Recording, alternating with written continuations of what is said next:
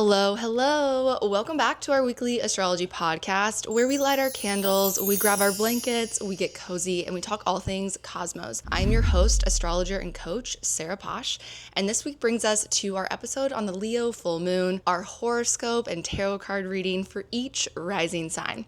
If you haven't already, it helps the channel so much. Hit that like button, subscribe to the channel, turn your notifications on. Maybe someday you'll get to hit hype, help a girl out. And I just want to say thank you so much for being here, and thank you to all of you who have been participating in the comments of these episodes. It's been so fun to get to read your comments, to get to hear your stories, and to feel connected to all of you while we're going through so much intense energy. This last week, I have to tell you, with all of those Pluto conjunctions, that parade of planets moving into Aquarius after those Kazimis, this astrology has been intense.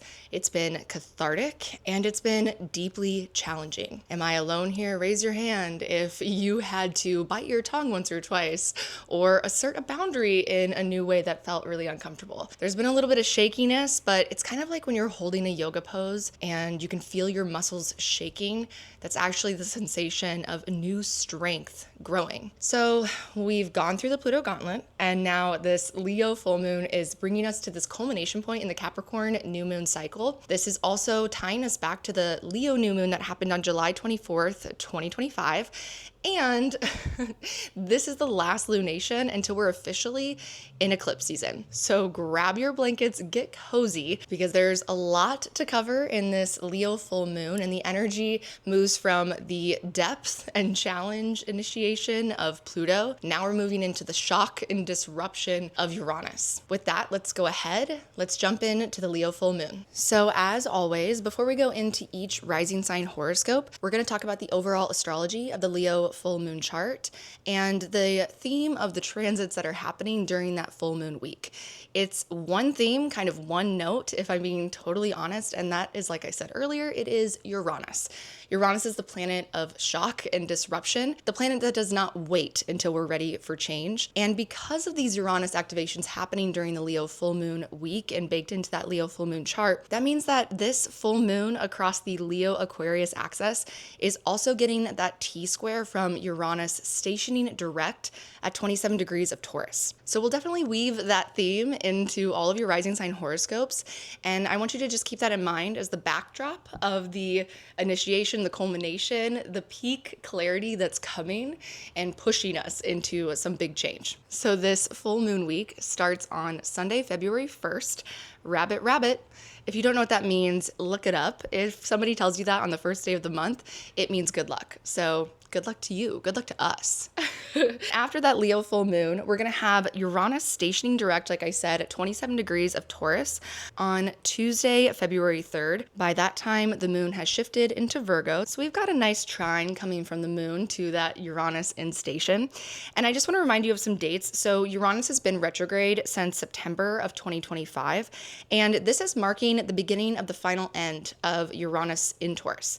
Uranus has been transiting this place in your chart, in our lives, since May of 2018. So we are closing a major chapter of renovation, change, breakthrough, disruption, breaking out of the old, stagnant status quo of whatever that Taurus house represents in your chart and in your life. So if you look to your natal chart and you see what house Taurus is ruling the cusp of, you can look at this chart on the screen, look for some of the themes that correlate to that house in the chart, and just check in with yourself. Like, since May 2018, do you notice a renovation in this area of life?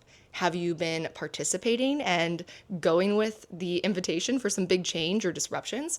Do you feel like it's a little bit lighter in this area? Maybe you've been liberated or found some freedom of some old attachments or old traditions, old rules that were kind of suffocating you in this area of life. Because now is this final time to make the final changes before Uranus is going to enter into the Gemini place of life. And just as any planet that's stationing direct, this signals a time where we're moving from some of the integration and internal work that's been brewing below the surface with that planet retrograde. Now it's not about internal clarity. It's about bringing it to our external lives. It's about enacting that clarity and really initiating that big change. So this is not a week to avoid change. And I've really been talking to a lot of my clients about this, where depending on how you've been participating with change, are you somebody who's been in that fixed, stubborn gripping of resistance to change? Have you just been begging for things to stay as they used to be or as they are? Then it's likely that this full moon week, it's going to feel disruptive. It's going to feel shocking and potentially chaotic. And the truth is that Uranus is not here to disrupt for destruction. It's not here so that we suffer. Uranus is here to liberate us. Uranus is almost like that spirit guide that knows something that is better for us, that we will actually feel better in that new reality, in that new change or set of circumstances, even if we can't see it or know it or trust it yet. There's never been a Uranus transit that I've experienced that on the other side of it, I have not felt lighter. I have not felt more clear. I have not felt more capacity for joy and spontaneity. So personally, I appreciate a good Uranus transit, a good Uranus week, and a little bit of support to just have a sudden flash of integration of the change that maybe I've been feeling internally, wanting, yearning for, and then there's this sudden breakthrough. So yeah, it could be really disruptive if you've been the person who's like, I don't want things to change. It was really working out so great for me. Oh man, babe, like don't get too cozy. But if you're somebody who you think back to May 2018 and you're like, whoa, it is a completely different status quo in that area of my life. The shit I have been able to let go of shedding, the breakthroughs I've had, the reorientation I have to the patterns and the people potentially, depending on where Taurus is in your chart. Now this week, it might feel like a reward. It might feel like finally everything outside of you is clicking into place to support this final step in this big renovation, to kind of have this moment of, aha, it's ready. Now we can actually have our grand opening of the new and the next chapters. So check in with yourself, maybe leave a comment below. Let me know, are you somebody who has a shitload of fixed sign energy and you've been like, no, I don't want it? Or maybe you have a lot of fixed sign energy and you've been like, I didn't like it, but I'm so grateful for it. How are you feeling going into this full moon week with all of this big Uranus energy? Tell me, I need to hear what's your rising sign. Drop that comment below. All right, then we're gonna go into the next day. The major transit is gonna bring us to Thursday, February 5th. The moon is going to be in Libra, and this day, Mercury and Aquarius comes into that square with Uranus, which is still pretty much standing still in Taurus. Mercury Uranus in a square is a little bit of uncomfortable truth. It could be a truth bomb. There could be some sudden insights or some shocking revelations. Conversations might take an unexpected turn, and there might be a breakthrough that isn't comfortable, but at least it's honest.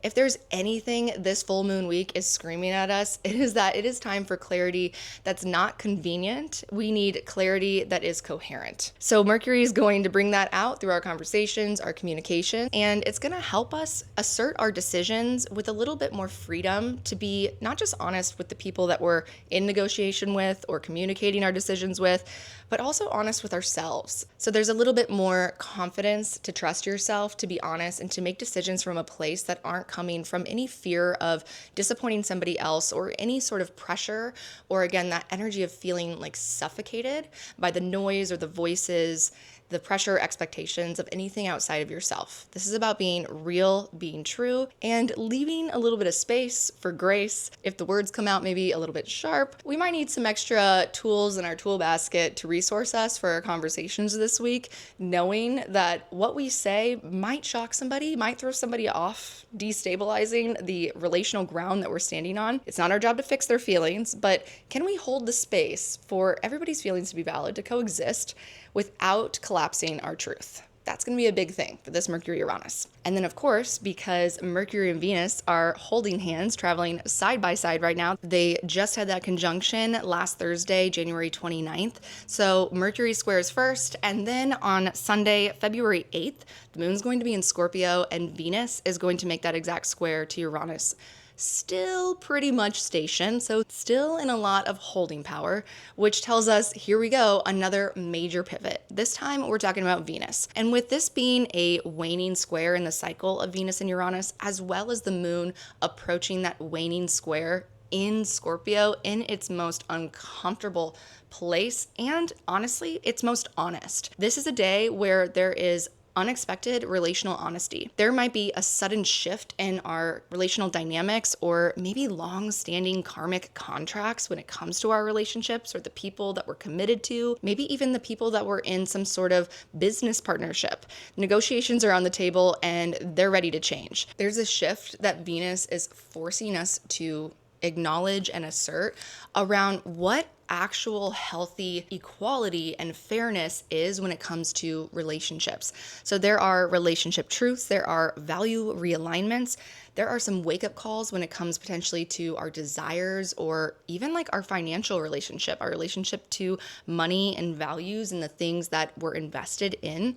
I would expect there to be some disruptions in all of these areas on this Venus-Uranus square, and also a little bit of liberating truth and honesty around what actually is healthy connection and healthy love. I think that none of us are immune to the awareness of where the state of the world is at, and there's so much preaching about caring about each other and humanity and being fair.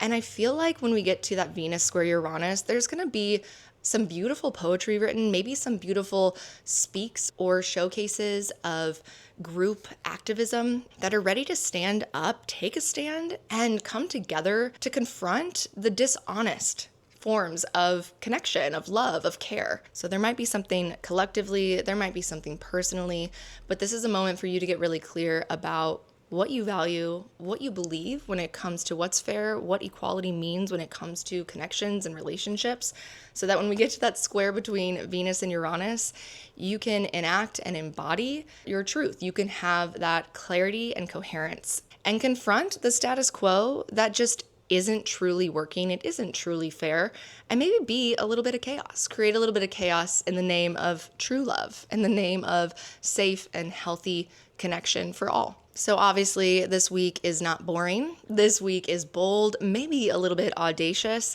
tying back into our episode on the Capricorn new moon when we set up the entire stage of this lunar cycle.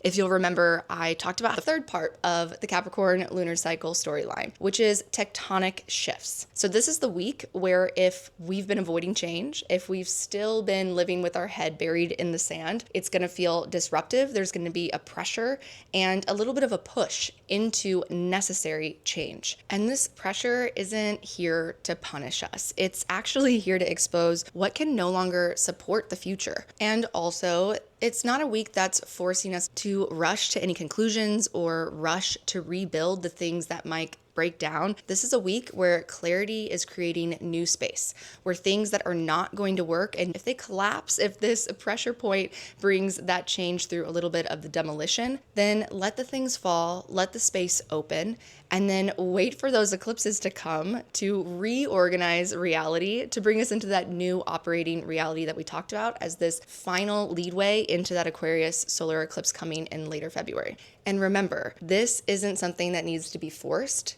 This is already in motion. This is already happening organically. This is something that we can do our best to be in alignment and coherence with our choice of participation and our readiness and willingness to accept, live into, breathe into, expand into this new space, this new change, and this new operating reality. So with that, I think that we're ready. We're going to get into the full moon horoscopes for each rising sign. I'm going to be pulling from one of my favorite decks. This one is one of the first ones I used when I started working with the tarot, and it's Osho Zen Tarot, the transcendental game of Zen. So there's a little bit of Zen terminology and Buddhism philosophy, and I'm actually going to read one of the pages for the cards that I pull for each sign, and then I'm going to give my own little interpretation based off the horoscopes and the transits for this Leo full moon. So that's what you have coming up. If you want to jump ahead to your rising sign, of course, you can do that. I also encourage you, if it feels intuitively inspired,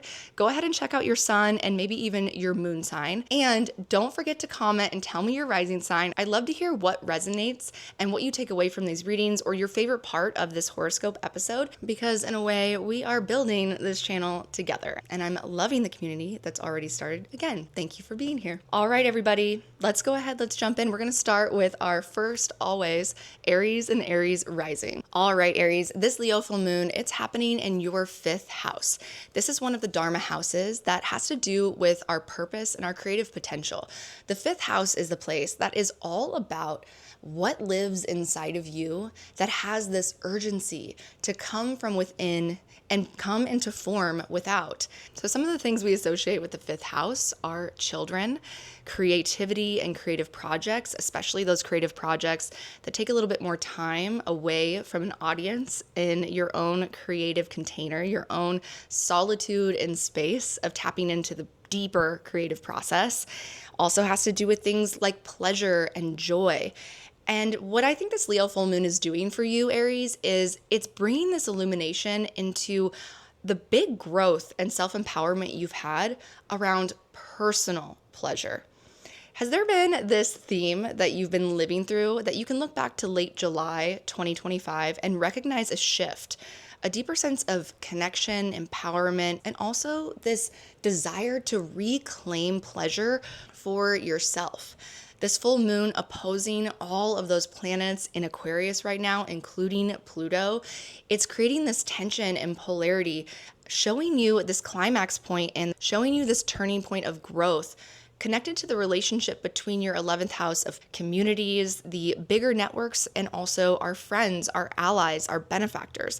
The 11th house is a place of profits and gains, whether that's like on a video or selling our art, right? It could be an audience. That's the 11th house. They're the people that appreciate, adore, validate the things that we bring and birth out of that 5th house. But hopefully, since Pluto entered into Aquarius in March 2023, hopefully you're at a point right now where you're starting to recognize that maybe it's not worth everybody appreciating or validating what it is that you do, create, or like. Maybe you're starting to feel this evolution of what it is that you wish to gain. What approval or what validation, who you're wishing to gain that from and why. Are you starting to confront and get more honest about the fact that that's been a barrier? It's actually been limiting your ability to thrive in that 5th house place of joy, of creativity. And now this Leo full moon says there's something you're ready to take more seriously, to give it a little bit more of your energetic time and investment and care in the process of creating it, in the process of bringing something to life, and to do it for no one other than yourself. And to give yourself permission to withhold the need or the applause and approval and validation from the old 11th house communities and benefactors, to let yourself hit mute on the noise button outside of yourself, and to trust that if you actually poured yourself into your creativity, into your joy, what lights you up and your personal pleasure, that's going to attract and magnetize the people that are at such a higher level of alignment and resonance with who you really are. It's going to be so much more authentic, and the potential for it to bring you greater profit, greater gain, more likes, more money, whatever it is that you desire and seek to receive. This is happening in that T-square to Uranus and Taurus. So this full moon is saying, babe, you don't even know how much more you could be resourced in that 2nd house, how much more your bank account could blossom if you were willing to step outside of the collective norm, or maybe your preconditioned idea of what's okay, what's not okay. I don't know how this could work. I don't know how I can make money off of this. Like, Aries, that's not the point. The point is that you have been gifted with some sort of creative impulse and inspiration, and it's your job to trust that and to be in right relationship with your ideas and your pleasures and let them have life, give them center stage, and then trust. You're going to be surprised and shocked and excited and delighted by all the resources that can come to you. This Uranus station and Uranus transits following this full moon, this T-square is applying pressure to any outdated value systems and streams of personal earning power, personal finances. And this pressure is challenging you, it's confronting you to step into a new operating reality where the more you invest in what actually lights you up, the greater return on your investment the universe can deliver. So this new operating reality for you at the Leo full moon, it is revealing where you are going to transition from any aversion to rejection and that's been limiting, maybe suffocating, especially to your pleasure and joy, creative potential. Now it's going to be self-led. Now you're going to move into a new operating reality where whatever happens, whoever appreciates it, buys it, likes it, that's not up to you. You don't care, and you're thriving because it feels so good to be leading your life from this place, from your true joy, from your heart, versus an overanalyzing, overthinking, over people pleasing. You're over it. We're over it, Aries. This is not the future, so let it go. All right, so let me know, Aries. Comment below and tell me, how are you feeling at the Leo full moon? How does this horoscope resonate? And if you have something exciting that you've been on the cusp of giving it your all, really bringing something creative to life, I'd love to hear and support you. I'd cheer you on, babe. So put it in the comments below. Let us know. With that, let's go ahead. Let's pull your tarot card, Aries. All right, Aries, your card for the Leo full moon is the Consciousness card. So this card in this deck is correlated to the Ace of Swords. In this deck, they call the swords the Cloud of Mind. And the Ace of Swords coming into this reading, Aries, what idea do you have? You have some sort of really clear idea, and this card is confirming it's a good idea. And you need to get out of the games of your mind. You need to step into a higher level of consciousness where you're not letting the mind control you. Are you walking the dog, or is the dog walking you? Ask yourself that about your mind. This is a time where you need to free yourself from all of the overthinking or the spinning, the overanalyzing, the checking in, maybe even asking other people for their opinions. What do they think? What would they do? Stop. You need to trust that you have the idea, you have the clarity, and it's time to take that action on it. So whatever you're holding from the core of your being, you're being called to trust that. You're being called to take a risk, to take inspired action on these ideas without attachment to the outcome, and even despite, bring them along, but take the action anyways. Any of the doubts or mental games that have been keeping you from really going for it. And Aries, one thing I do for myself personally when I'm moving through a threshold like this and it's feeling really scary, really edgy, there's imposter syndrome, there's doubt, there's, the Capricorn also super hyper inner critic of wanting to get 100 steps ahead of just taking the first step. What I do personally, you can use this if it resonates, is I add at the end of my statement, when I write down what I'm going to do, the action I'm going to take for the benefit of all beings. I repeat this mantra in my mind before, during, and after I put the inspiration into new action. And the reason this helps me is because it disarms the ego's attachment around it being about me. Instead of identifying with the creative project or identifying with the potential outcome, instead, I'm coming from a place of service. I'm asking and invoking this intention. May this come to life. May this result in the highest and best for the benefit of all beings. So take that if it resonates. If it doesn't, don't worry about it. Let's go ahead and read. I'm going to read the second page of this card for you. So let me go ahead and get that open and ready. All right. So Osho Zen Tarot says, "We come from the unknown and we go on moving into the unknown. We will come again. We have been here thousands of times and we will be here thousands of times. Our essential being is immortal, but our embodiment is mortal. Our frame in which we are, our houses, the body, the mind, they are made of material things. They will get tired, they will get old, they will die. But your consciousness is something beyond body and mind, something beyond everything, that no mind is eternal. It comes into expression and it goes again into the unknown. This movement from the unknown to the known and from the known to the unknown continues for eternity, unless somebody becomes enlightened. Then that is his last life. Then this flower will not come back again. This flower that has become aware of itself needs not come back to life, because life is nothing but a school in which to learn. He has learned the lesson. He is now beyond illusions. He will move from the known for the first time, not into the unknown, but into the unknowable." I love this reading because it reminds me of those guided meditations where you're guided to zoom out one layer of reality at a time from your present moment, from the city you live in, from the state that you live in, so on and so forth, until you get all the way into the galaxy of all of the stars and the moons and the planets. And you remember that you are this speck of dust We are both nothing and everything. And the more you can let yourself be free from the attachment, from the forms, and maybe that's really what the T-square, the tectonic pressure of that Uranus station in your second house is inviting and gifting you with, is this liberation from that attachment to say, I am both the carrier and the one responsible to bring this creative idea into life, and I am nothing. I am a speck of dust in the universe.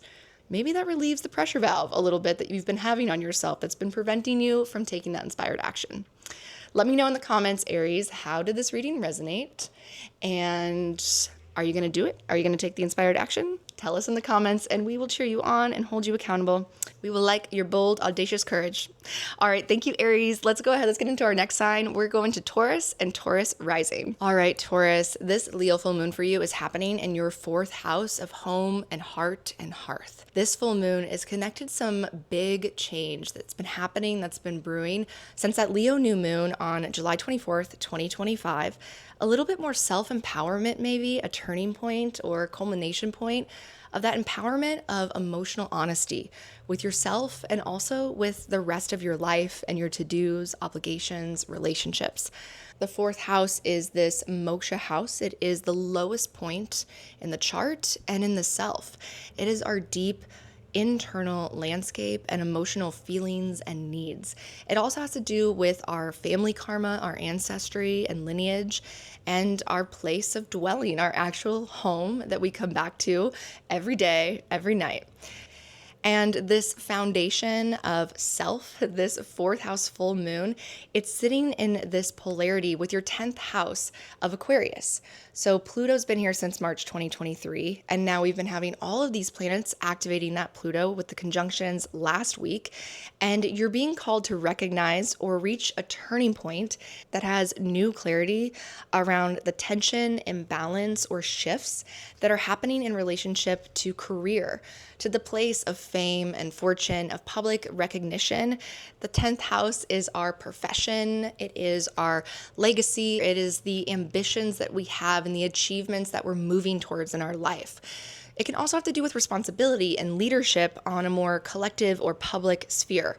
So what is it, Taurus, that this Leo full moon is saying you are fully clear, you are recognizing that in order to go further, in order to thrive in your 10th house of career and profession, you actually need to restructure and really solidify, stabilize that foundation of self.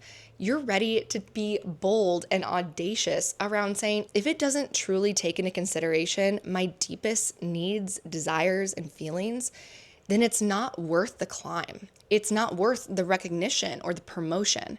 You're coming into a place of incredible honesty with yourself. This Leo full moon is a beautiful time for you to claim, for you to name, and for you to really commit to this new definition of security, this new coherence with yourself and your deepest desires, deepest feelings, deepest needs to feel secure, to go as far as you want to go. Pluto's going to have you go so much farther, babe. It's going to be so much bigger and better, but that requires you to go even deeper and your ability to be honest with yourself. And of course, you're getting this tectonic pressure, the disruptive shifts in that T-square with Uranus stationing direct in Taurus in your 1st house. So you've been going through a personal rebrand since 2018. Hopefully you look in the mirror and you recognize, potentially even physically, a completely new form. Something that feels more authentic. It feels lighter, potentially. You've shed some of the suffocating personalities or social status quos of participating with the world and in relationships. Uranus has been trying to help you say yes to breaking out of that status quo, to creating new traditions, new expectations for what other people can expect from you. The kind of person they expect when you walk in the room. Is it different from who it was in 2018? And these tectonic shifts, they are forcing you to confront the reality that your old forms of self, your old identity structures or ways of participating and showing up in the world, being recognized, they're no longer going to hold you. They're no longer going to serve you or work in the direction and trajectory that we're going to with these big future changes. So this is saying it's time. Now is the time. Implement these role changes now. Let yourself rebrand and have some sort of coming out moment. Let the world see this new rebrand. It's like a makeover montage for you, Taurus. And the potential new operating reality that's going to come from all of these tectonic shifts is going to be a reality in which security and happiness is sustainable and is built off of authenticity instead of endurance. It's time to stop being the one that can endure. It's time to stop carrying the load of what other people feel or expect from you.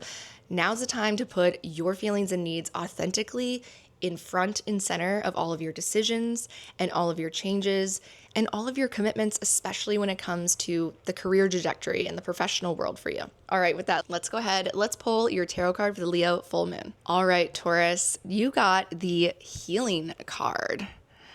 So in this Osho Zen Tarot deck, the healing is correlated to the King of Water or King of Cups. Right away, seeing this card, I don't know if you're somebody who's ever done Reiki before or received an energy healing session. This looks like somebody receiving Reiki. So maybe it's a moment, if you are interested in that, if that's something that's aligned with your practice and self-care practices, get a Reiki session. Like, invest in somebody to help support you shift and move and integrate some of these changes on a more cellular, energetic level. The other thing with this card is it's really calling back to what we talked about with this focus on reclaiming and being bolder in feeling your feelings, the feelings at the deepest part of you, the floorboards below the floorboards, as Alexandra Blair, my astro bestie, calls it. This healing card, the King of Cups, it's an emotional maturity and emotional intelligence. It's not being controlled by our emotions or in a state of emotional reaction. And that requires us to claim and take ownership, be accountable, to actually feel our feelings, to actually have some sense of internal emotional honesty and compassion and care, to take care of those feelings, to listen to them as messengers and to let them inform our decisions. You're a Taurus rising. You're cool, calm, collected. But what you need, and truly what the future of our collective needs, is for you to be more authentic, for you to be more real, for you to let us into the vulnerable part of you. There's a part of you that's ready to stop holding everything up for everybody else at your own expense. So what would it be like to live with more heart, more embodiment, and less head, less control, less unconscious, unhelpful patterns of endurance? All right, I'm going to read you from this Osho Zen Tarot book, and let's see. Okay, so Osho Zen Tarot says, "It is a time when the deeply buried wounds of the past are coming to the surface, ready and available to be healed. The figure in this card is naked, vulnerable, open to the loving touch of existence. The aura around his body is full of light, and the quality of relaxation, caring, and love that surrounds him is dissolving his struggle and suffering. Lotuses of light appear on his physical body and around the subtle energy bodies that healers say surround each of us. In each of these subtle layers appears a healing crystal or pattern. When we are under the healing influence of the King of Water, we are no longer hiding from ourselves or others. In this attitude of openness and acceptance, we can be healed and help others also to be healthy and whole." Oh, this is so sweet. Taurus rising, you don't have to be the strong one by doing it all or carrying it all at your own expense. Your new strength, your new operating reality is to be the strong one by role modeling emotional honesty and vulnerability and realness of capacity and desire. So let me know, Taurus. Drop a comment below if any of that reading resonated or how you're feeling at the time of this Leo full moon. And also, how are you feeling about Uranus finishing this first house transit? Are you excited for Uranus to leave? Are you like, oh man, it finally got really fun. I wish it could stay a little longer. I need to know. Comment below, Taurus, and tell me all about it. And also, if you haven't already, go ahead, hit that like button. It helps my channel. It helps my content. I really appreciate it. All right, Taurus, thank you so much for being here. Let's go ahead and get into our next rising sign. That brings us to Gemini and Gemini rising. All right, Gemini, this Leo full moon is happening in your third house. This is a Kama house, a house of pleasure and relationship. Sometimes the third house is linked to siblings or peers, friends that feel like family. And with that, it has a lot to do with our process of individuation from others. It has to do with our ability to assert and express our own internal desires and ambitions. It's also our capacity to get along with others, to get along with reality. So that has to do with communication. It has to do with our mindset, our attitude, the way that we perceive our external environment and our daily experiences. Our moment to moment is the third house, baby. It also has to do with our daily rituals, our daily schedules, and our local communities, our local neighborhoods. So the routes we take to the places we go day to day, week to week. So for you, Gemini, think back to July 24th, 2025, at the time of the Leo new moon. Fast forward to now. What's changed in your everyday reality? And part of what's changed, you're coming into this peak moment of clarity at this Leo full moon of what's been keeping you stuck because of your stagnant surroundings or structures in your schedule. There's something here where this Leo full moon is giving you this empowerment to finally say yes to clearing your schedule of the things that are life or creativity draining. That also might be the phone calls, conversations, interactions with the people that have always just traditionally been there. They've always been a part of your third house, the daily routine, the daily obligations, the rituals. But every time you get off the phone with them or every time you leave a little dinner date with them, you feel drained, you feel exhausted, you feel distracted from all the things that light you up, that you're excited about. And there's also this readiness to be a little audacious, to stop keeping yourself busy as a way to keep yourself stuck, as a way to keep yourself out of living a more authentic life. The more that you actually plan your daily schedule, the more that you go to the places because it's what you authentically want and where you want to go, the greater momentum you're going to create and experience and receive in that polarity and relationship between the third house, what we do day to day and where we go and do it with, to the ninth house. This Pluto in Aquarius that's been here since March 2023, and all of those Pluto conjunctions with the planets in Aquarius right now, they are sitting across from this Leo full moon. They are making awkward, direct eye contact, telling you, listen, babe, you have a very important calling. There are some very big things that you're meant to do in the world, some big long-term journeys and trajectories that you're meant to go on. There's a higher perspective that's in the process of some long-term transformation and evolution in that Aquarius ninth house.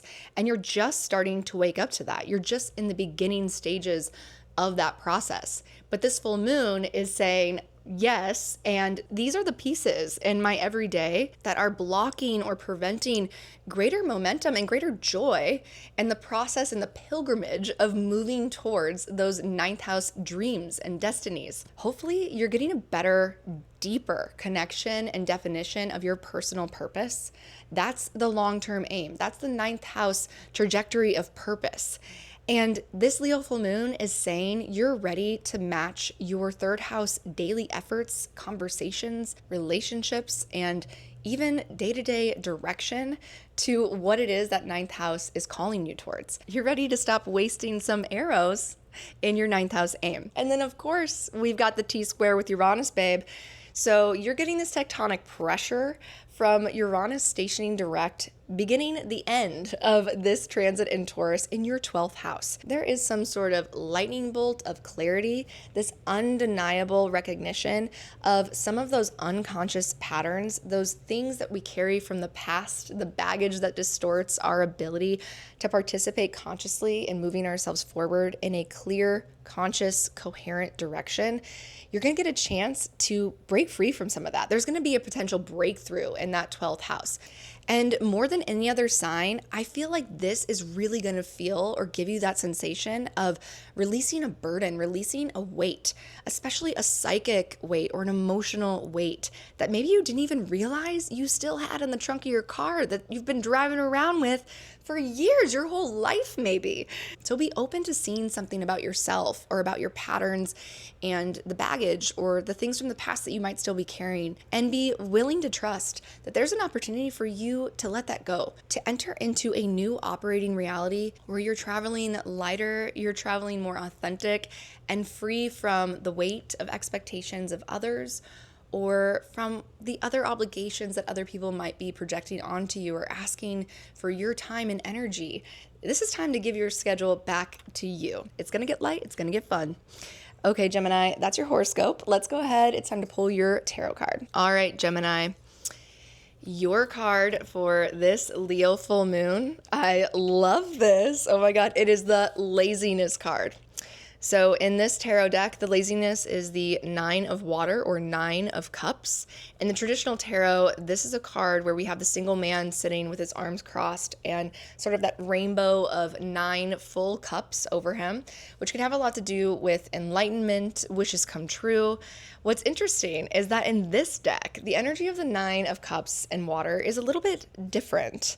So this is actually so good for your horoscope because in this deck, this card is saying that you've been claiming some false comforts, some like creature comforts, some destination of security and luxury. Like you're like, this is why I do this every day because I love living this luxurious life. I'm sitting poolside. But there's tectonic pressure and there are shifts happening that are like, this is not authentic luxury for you. You're settling. This card is basically saying you have to confront where you've been settling. You have to disrupt those old comfort zones or the old ways that you're convincing yourself that this status quo, this daily life serves you. Not only just serves you, you're convincing yourself that it more than serves you. This card says it's time to get real. It's time to get honest with yourself. Where are you actually not comfortable? Where does it actually not feel good? Which is just so perfect for that Uranus in your 12th house, bringing that shock, that lightning bolt of clarity around why you've been settling and where you've been settling and how to let that go.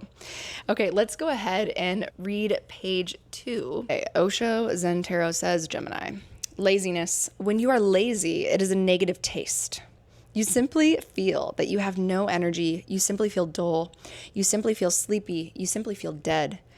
When you are in a state of non-doing, then you are full of energy. It is a very positive taste. You have full energy overflowing. You are radiant, bubbling, vibrating. You are not sleepy. You are perfectly aware. You are not dead. You are tremendously alive. There is a possibility the mind can deceive you. It can rationalize laziness as non-doing. It can say, I have become a Zen master, or I believe in the Tao. But you are not deceiving anybody else. You will be deceiving only yourself. So be alert. I love this. It's time to start liberating yourself from that and be a little bit audacious in what you do or don't do in your day-to-day, moment to moment. I need to hear Gemini. I'd love to hear, I guess I should say. Please comment below if you're a Gemini or Gemini rising and let me know how this reading resonated, what you're feeling at the time of this Leo full moon. And that takes us into Cancer. Let's go ahead, Cancer and Cancer rising. It's time for your Leo full moon horoscope. All right, Cancer and Cancer rising, this Leo full moon, it's happening in your second house, the house of personal earnings. This is the house that stores our personal bank account, our resources, the things that money can buy, and also our latent talents and gifts, the assets that come from within us that we develop, we invest in, and as we grow and develop those things, they actually become our assets. They contribute to the accumulation of our resources and what we need to support us to really truly live a full and vital life. So Cancer, you have a Leo second house. And a big part of that, a big part of resourcing or empowering and growing the abundance of that second house for you is developing a deeper sense of value and connection to your self-worth about who you are and being able to provide for yourself, being able to trust that just as you are more than enough. So Cancer, think back to July 24th of 2025 when we had that Leo new moon and fast forward to now. Is there been some sort of culmination, turning point? Are you reaching a peak of growth and recognizing how much you're actually capable of resourcing yourself? How much less is required of you to adjust or alter who you are in order to get resource from anybody outside of yourself. And maybe you spent some more time and energy and money investing in the development of your innate gifts, your talents. What does it feel like? What's your relationship to your assets and the asset of your authenticity, the asset of your self-empowerment? This full moon is sitting in that polarity. There's a tension point to the 8th house Aquarius light up that's happening with Pluto in Aquarius, which has been underway since March 2023. You just started that long-term transformation and evolution. And then last week we had all of those planets conjunct Pluto, cross that Pluto threshold. And now this Leo full moon, it's sitting in direct opposition, in a direct confrontation, challenging the status quo around what's yours and what's mine. So there is a big change coming when it comes to your relationships and your exchange of resources with others.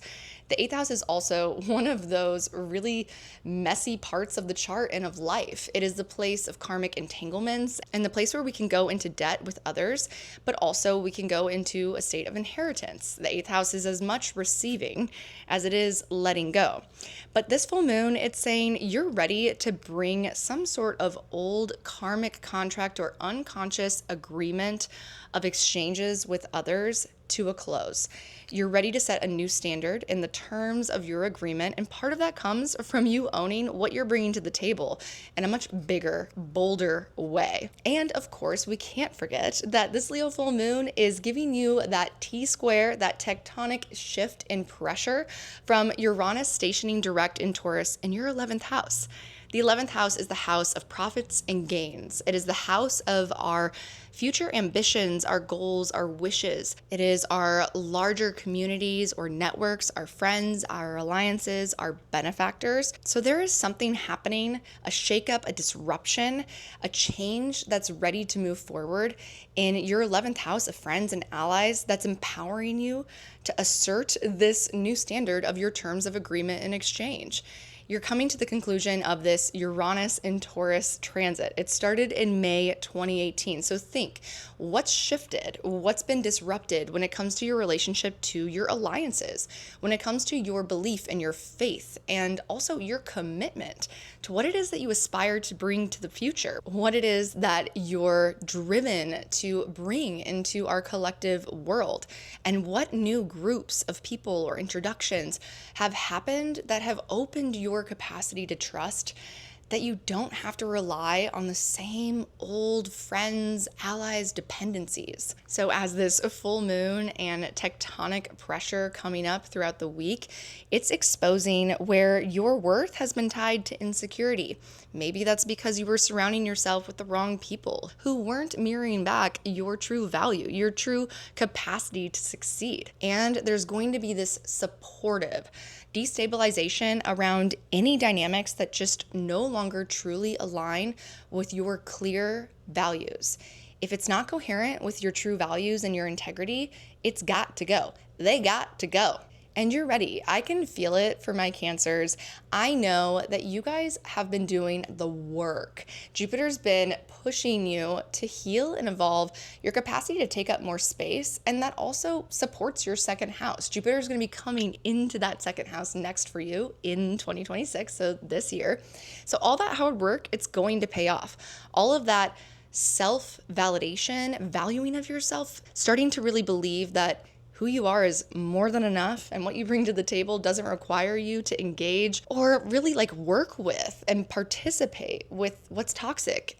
And toxic doesn't have to be a judgment. Maybe toxic is simply the recognition that there's just a misalignment with who you truly are and what you truly value, and those people that you've been, quote unquote, going to bed with. All right, Cancer, that is your full moon horoscope. Now we're going to go ahead. We're going to pull your tarot card from this Osho Zen Tarot. All right, Cancer, love this. You got the Trust card.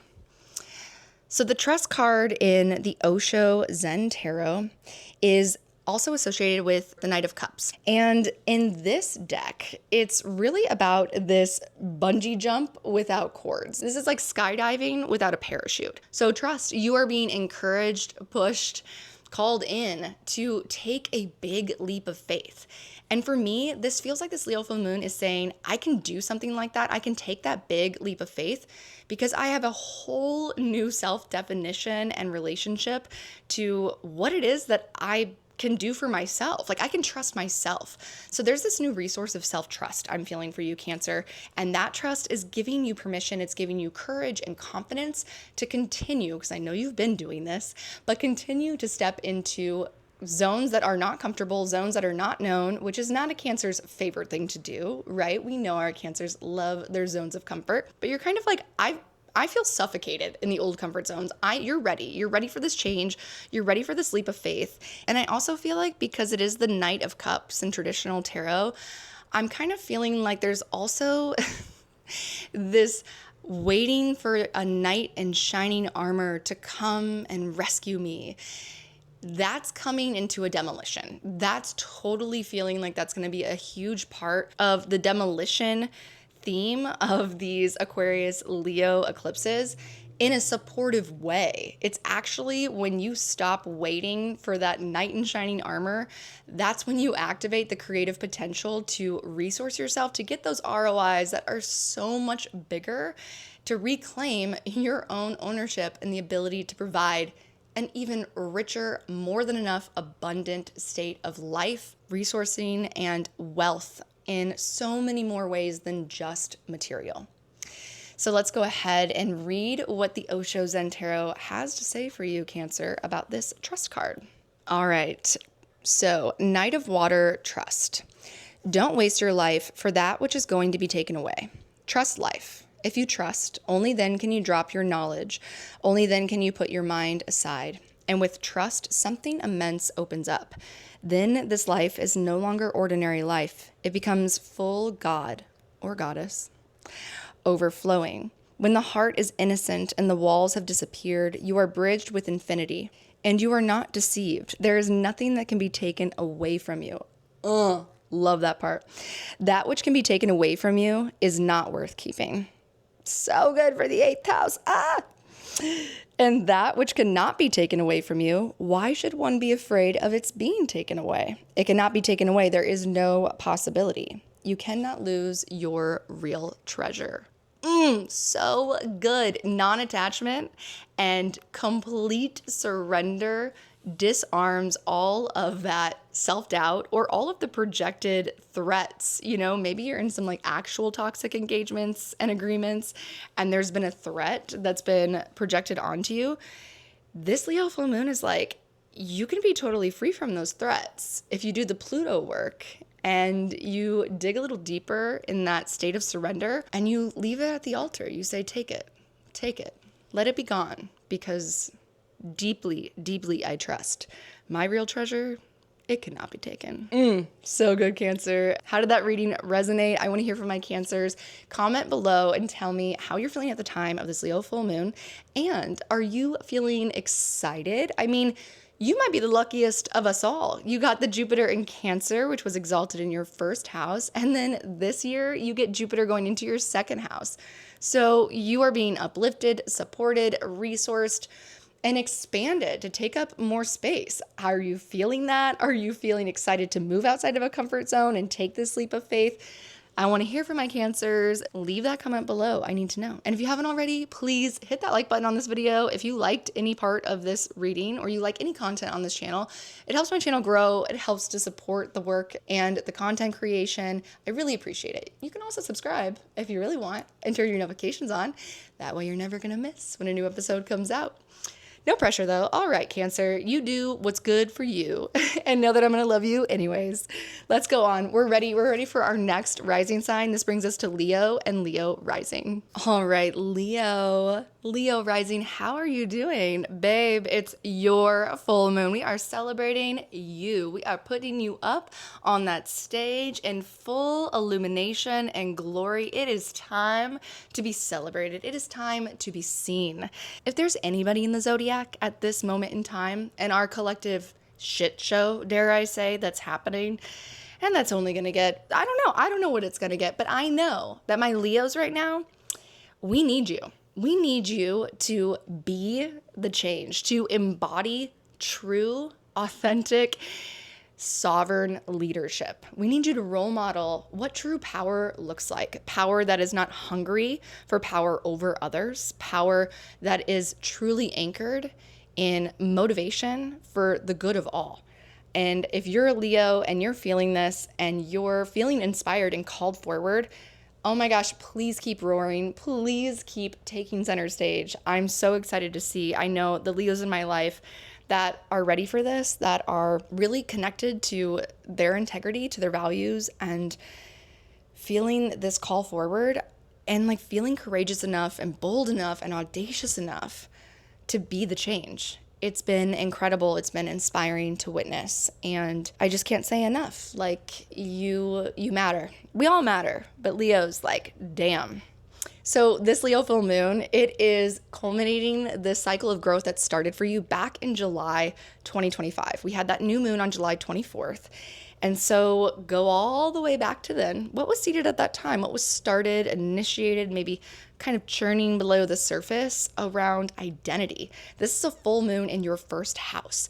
So this is all about you. It's the only house in the entire chart that only has to do with you. How has your relationship become empowered when it comes to your self-care, when it comes to prioritizing your own physical health and well-being? What has come into this makeover montage moment at the time of this full moon? There's this rebrand. Rebrand anybody? Announcement, hard launch. Let's hear it. So there is this complete identity recalibration that's being illuminated at the time of this Leo full moon. And it's with that polarity and that tension to the Pluto in Aquarius, and not to mention all of the personal planets that just crossed that Pluto threshold with those conjunctions last week in your 7th house of other. The 7th house is the people that sit directly across from us. They mirror us. We project on them. They project on us. We compete with them. They compete with us. The 7th house is also a comma house that has to do with pleasure and romance and the house of desires gained through others. So you've been going through this Pluto process, started back in March 2023. But this Leo full moon, it's sitting at this intense opposition, staring directly in the face, where self-definition, if it's been defined through others up until this point, this feels like not the breaking point, but the breakthrough point. We want to take into consideration that there's going to be that fixed T-square. Yes, let's not forget Uranus is stationing direct in Taurus in your 10th house, the most visible place of the chart. So there is this tectonic pressure. There is a disruptive change that's being pushed onto you and with you, for you, through you, that has to do with visibility and leadership roles. So what is it that this moment in time, this fixed T-square, this Leo full moon, is asking you, calling you forward to show us what embodied leadership actually looks like, to give us a taste of embodied authority, authority that is in touch and in connection to the things in the environment, the people in which it is in leadership of, it's responsible for.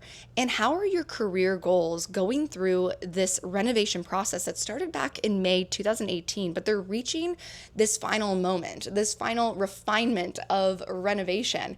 And anything since September of 2025, when Uranus stationed retrograde, that you've been maybe working on behind the scenes when it comes to not just the personal rebrand of this Leo full moon, but also the professional rebrand. It's time to bring it out. It's time to let the world see it. It's time to take that center stage and give change a chance. Take those risks. Be bold. Be audacious. Be even more free to be authentically you and to define success and career ambitions based off of what you actually care about and what actually lights you up. So don't deny, don't resist the public identity shifts that are happening and how they're related to the recalibrations happening with your personal identity shifts in context and polarity with the changes, the deep, deep changes that are underway between you and who you call your partner. Who's ready to meet you on this new level to say, oh yeah, your radiance, your brightness, your power, your magnetism, I don't need to smush that down.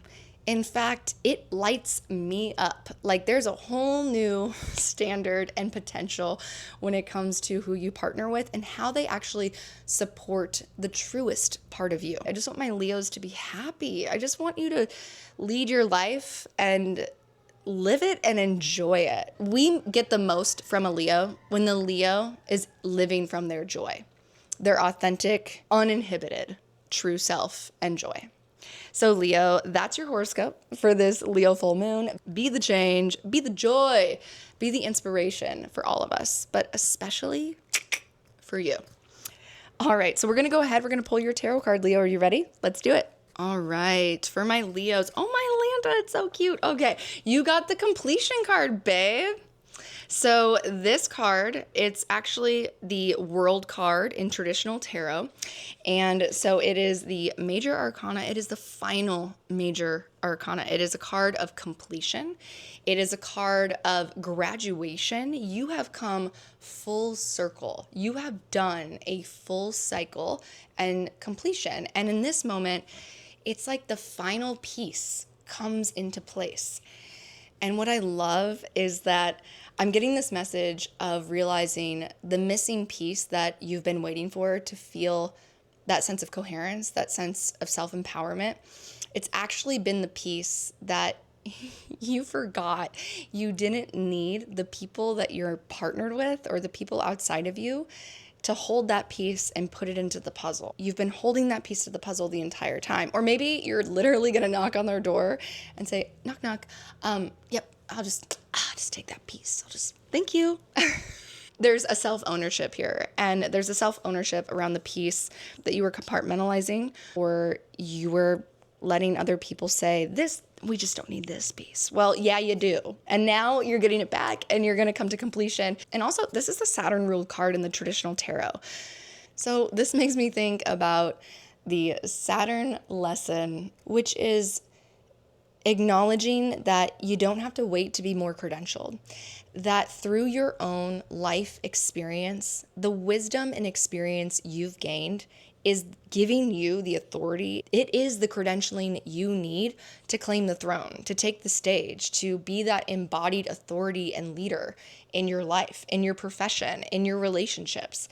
Saturn is rewarding you for the efforts you've been putting in, and you need to pay attention. What lessons have you been learning, and what efforts have you been putting in? If you've been putting in that work, if you've been taking self-responsibility and accountability and ownership over your choices, then you own everything. You have authority over everything in your life. Everything's complete because you got you, babe. All right, Leos, we're going to go ahead and read from the actual Osho Zen Tarot book for you. Okay, so completion. Here, the last piece of a jigsaw puzzle is being put into its place. The position of the third eye, the place of inner perception. Even in the ever-changing flow of life, there are moments in which we come to a point of completion. In these moments, we are able to perceive the whole picture, the composite of all the small pieces that have occupied our attention for so long. In the finishing, we can either be in despair because we don't want the situation to come to an end, or we can be grateful and accepting of the fact that life is full of endings and new beginnings. Whatever has been absorbing your time and energy is now coming to an end. In completing it, you will be clearing the space for something new to begin. Use this interval to celebrate both the end of the old and the coming of the new. I love that. I love that it also reminds us that completion doesn't always feel rewarding. Sometimes it does bring a little bit of grief, and you've got Jupiter in Cancer in your 12th house. So this is the moment to do the grief work as well, to bring things into a close, because Jupiter, the great benefic, is holding such a sacred, safe, protected space for you to take that time to step away and rest, process, release, so that you can step into this new chapter, these new future trajectories. And overall, I think the message is very clear that you are the one you've been waiting for, that you're the only one's permission that your future life is waiting for. So Leo, did you feel that? Are you ready? Are you ready to take the stage? Are you feeling empowered? Are you feeling like the Cowardly Lion in the Wizard of Oz? Or are you ready to let us hear you roar? Are you ready to reveal your rebrand of self and public leadership and credential to actually lead? Like, we need somebody to lead. And ready to lead with your heart, ready to lead with your joy. I need to hear from you. Please comment below and tell me what you're feeling, what resonated, and also, please, if you liked any of this, if any of it resonated at all, you can support me and this channel by hitting that like button. Also, subscribing to the channel helps a lot. Turning your notifications on, it helps you because then you're not going to miss a new episode when it comes out. And of course, Leo, if you know anybody that you love and would benefit from this, please feel free to share this video. But more importantly, I just want to say thank you for being here. And most of all, thank you for being you. We need more of you to just be you. So thank you. All right, let's go ahead. We're going to go into our next sign. That brings us to Virgo and Virgo rising. All right, Virgo and Virgo rising. This Leo full moon, it's happening in one of the most tender and misunderstood places of the chart. It's happening in your 12th house. And because it is Leo, it's ruled by the sun. That means that your 12th house, your self-sabotaging and shadow work has a lot to do with the patterns and the wounds around feeling misunderstood. And this full moon is culminating this cycle of growth that started back on July 24th, 2025. So go back to that time. What was coming up? What kind of shadow work? What kind of maybe some self-sabotaging shadows or some unseen hidden blind spots around identity, around feeling seen or understood, validated by the people around you were starting to come up. There was hopefully this healing that was initiated, and you're reaching this point at this Leo full moon where there is this bright light, there is a clarity, a turning point, and an illumination for you to finally integrate that healing, for you to finally make and pivot into a whole new relationship with your sense of self that doesn't come from anything outside of yourself. You're ready to let the baggage and the old wounds go. So Virgos, this also means that this Leo full moon, it's culminating this really vulnerable and uncomfortable false ego death. There's a part of you that was presenting as a certain personality, a certain self, a certain presentation of authenticity, or maybe you were really defensive around positioning yourself to be seen in a certain way. And at the point of this Leo full moon, you have the opportunity to let that go, to let go of needing to be validated, needing to be understood, let go of the weight of carrying a false sense of self, carrying a sense of right or wrong when it comes to who you are, who you inherently are. So it's also bringing this invitation to be vulnerably real. How are you ready? How have you grown and feel empowered to be vulnerably real, no matter who gets it? Or doesn't get it. And of course, this full moon is happening in polarity. There is a tension between this 12th house of behind the scenes inner work, shadow work, healing, closure, and the need for rest and solitude and space away from the everyday. And there's this tension that's being confronted to your 6th house where Pluto is in Aquarius. It started something that's going to be well underway for the next 18 years or so. It started in March 2023, and there's a deep evolution and transformation in your relationship to 6th house efforts and struggles and triumphs. The 6th house is opposite to the 12th because the 12th is where you retreat to release, rest, restore. It is the final death before the rebirth of new life. Whereas the 6th house is the final effort, the final leg, the final lap that we have to push through in order to get the job done and to be rewarded, to have the compensation for our efforts.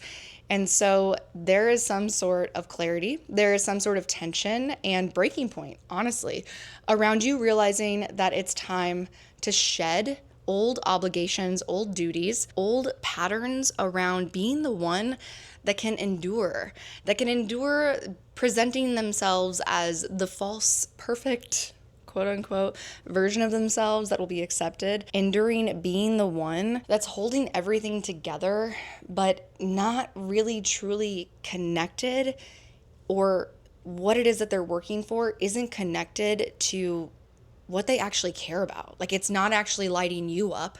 You're doing it for somebody else. You're doing it for some collective. But does that collective, do the systems, do the structures, do the efforts, does that daily grind, does that struggle, that last lap, when you're done, do you feel satisfied? Or do you feel exhausted, depleted, and empty because you still realize there's a part of you that you aren't actually fulfilling? You aren't actually acknowledging and allowing space to invest your effort into. And of course, this full moon is having a T-square. So there's this pressure point that's going to force some disruptions, some tectonic shifts and major changes coming from Uranus stationing direct in your 9th house. This is the place. It is a Dharma house. It is the final layer and level of the Dharma houses in our chart. And Dharma is the central driving force of all life itself. It is the force of purpose, of individual purpose and destiny. The 9th house has to do with our long-term goals and aims. So think about the long-term aims that we load and traject our arrows of efforts and daily schedules and commitments into. They're all aiming to fire and reach some sort of 9th house destination or calling. And so since May 2018, Uranus has been giving some disruptive lightning bolt shocks to your system of awakening you, liberating you to say, whose destination am I reaching for? Whose long-term plans am I abiding by? Are they actually mine? Do they actually reach and connect to something deep to myself?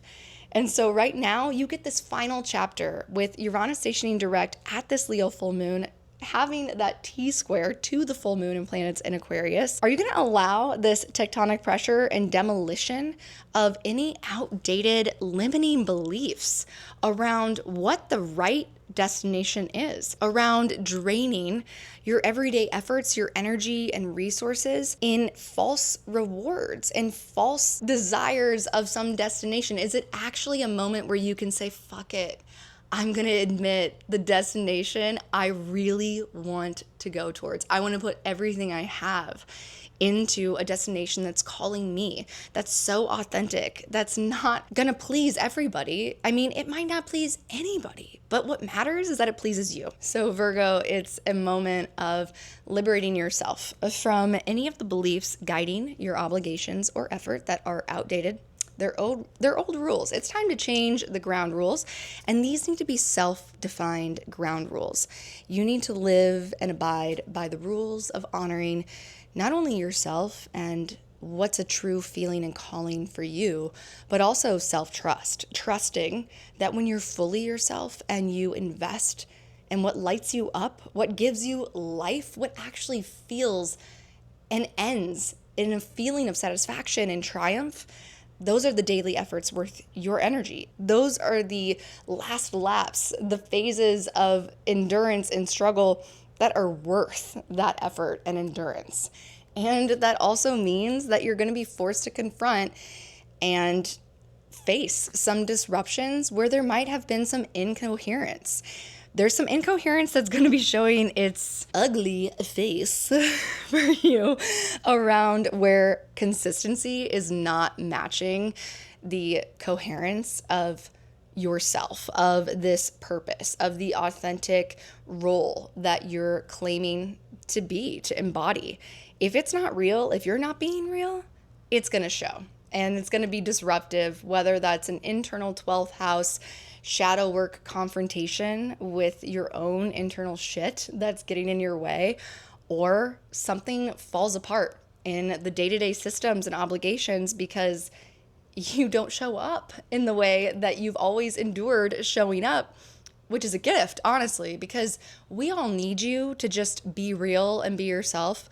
Your effort is worth so much more when it's coming from that energized, joyful, authentic place. So Virgo, don't be afraid to disrupt your status quo, to disrupt the status quo of what you're known for or what your role is or has been, the responsibilities that you've traditionally said yes and taken ownership for. It's okay to let those go if they're actually just deflecting or detracting from a stronger empowered presence and magnetism, like actual power to create, to co-create, because they're taking away from your life force of what you could access if you lived in a more real, authentic way. You want to take into consideration this idea of this new operating reality. It's starting to come into view. We're starting to get the clarity at this Leo full moon. What would it be like, Virgo, if you had an acceptance, a surrender to loss, an ending, a closure, to the tradition of adhering to what is structural and responsible and right. And instead, you were living this fully embodied, authentic new life. What would this new operating reality be like if you were spending your efforts, if you were struggling to participate with the collective, to bring something to life, to bring something to completion in that 6th house with the people and the projects that aligned with what you care about on a personal level, that left you feeling at the end and completion with that satisfaction and true internal triumph and exhilaration, vitality. And don't forget, this is not a moment to force any of these new changes or operating reality structures and systems into place. We're just getting the real clarity downloads at this Leo full moon. You can trust that those eclipses that are coming, we're going to get that Aquarius annular solar eclipse on February 17th. It's starting that whole new eclipse cycle on this axis of your chart. And the threshold question that you can take into this next eclipse cycle, that you can live with throughout the entire eclipse cycle of Aquarius and Leo, is what obligations are ready for demolition. And you might have the clarity now, and you might be a little bit scared, but that's also going to give you an opportunity to confront what fears are blocking my ability to demolish misaligned obligations and responsibilities. So it's a heavy one, but honestly, when you do the heavy work, Virgo, you create so much space. I feel like actually, Virgo, you're the sign that's going to get the opportunity to have the biggest breath of inhale, like the fresh inhale breath, because this full moon gives you the chance to participate, to really exhale to completion, bring things to a full close, and start operating and trusting that you can live in alignment with some sort of system, some sort of collective, some sort of new tradition and ground rules that don't force you to diminish some parts of yourself versus others. All right, so Virgos, I'm feeling you. How are you feeling? This is a big full moon, and how does it correlate to the healing that started back in July of 2025? Are you ready for Uranus to come into your 10th house? This is going to be so exciting. I mean, you get to try and experiment with so many new opportunities when it comes to your career and vocation and professional life, the fame and the claim. This is going to be exciting. So in order to really receive the most of that Uranus and Gemini in your 10th house transit, to really expand, innovate, and just like go into a whole new future potential, that requires you to be really clear on your true north. And do you feel like you're really clear on your true north? Are you ready to clear the roadblocks and the baggage that are keeping you from honoring and aligning everyday efforts to that true north, to your true purpose? Comment below, please let me know. And then we're ready. Let's go ahead. We're going to pull your tarot card for this Leo full moon. All right, Virgo, you've got, it's pretty good. You've got the 7 of water or 7 of cups in this Osho Zen Tarot deck. It's called Projections. So this card has 2 people face to face looking at one another. But there's also this sort of mirage of their face in front of their face. So it's blocking clear view. It's blocking clear sight. Projections remind us, and this 7 of cups reminds us that not all that we wish to be good is good. It's about self-deception around disillusionment. Not all things that are offered to us as gifts or opportunities are actual gifts and opportunities that benefit and resource us. You're a Virgo rising. Like, hello, you're ruled by Mercury. Your key player is discernment based, babe. Like, you are meant to discern, but you can't have proper discernment or clear discernment if there's this mirage, rose-colored glass blocking your discernment related to still living by traditions and rules that were never yours to live by, still operating in a belief system or operating with efforts towards a final destination, a calling that you never actually really cared about. Like, you just kind of took it on and said, okay. So I also think right now it's a good time to ask yourself, what is it that I really try to convince myself? Like, I have to convince myself every day when I wake up, this is worth it. This matters. This is good. This is rewarding. This is satisfying. Like, if you're convincing yourself, what would it be like to take a moment and a pause to listen to the part of you that doesn't want to be convinced? What would it be like to give that voice a little bit more airtime so that you can actually hear the true inner voice? You can actually listen and choose, right? Like, choose. You don't need all the cups. You don't need all the opportunities. You need the ones that are valuable and matter to you. We're moving into a completely new trajectory. Like, there's so much change that's going to happen. The future is going to look nothing like life looked before this. And it won't help you to continue to choose the cups that you tell yourself, convince yourself, these are good. These are good cups. Everybody's always told me. I've seen all my friends, they love those cups. They love drinking out of that cup. But every time I drink it, I feel so fucking tired. I'm so hungover when I drink that cup. Are you like hungover from the fucking opportunities that you're putting your energy into? Woo.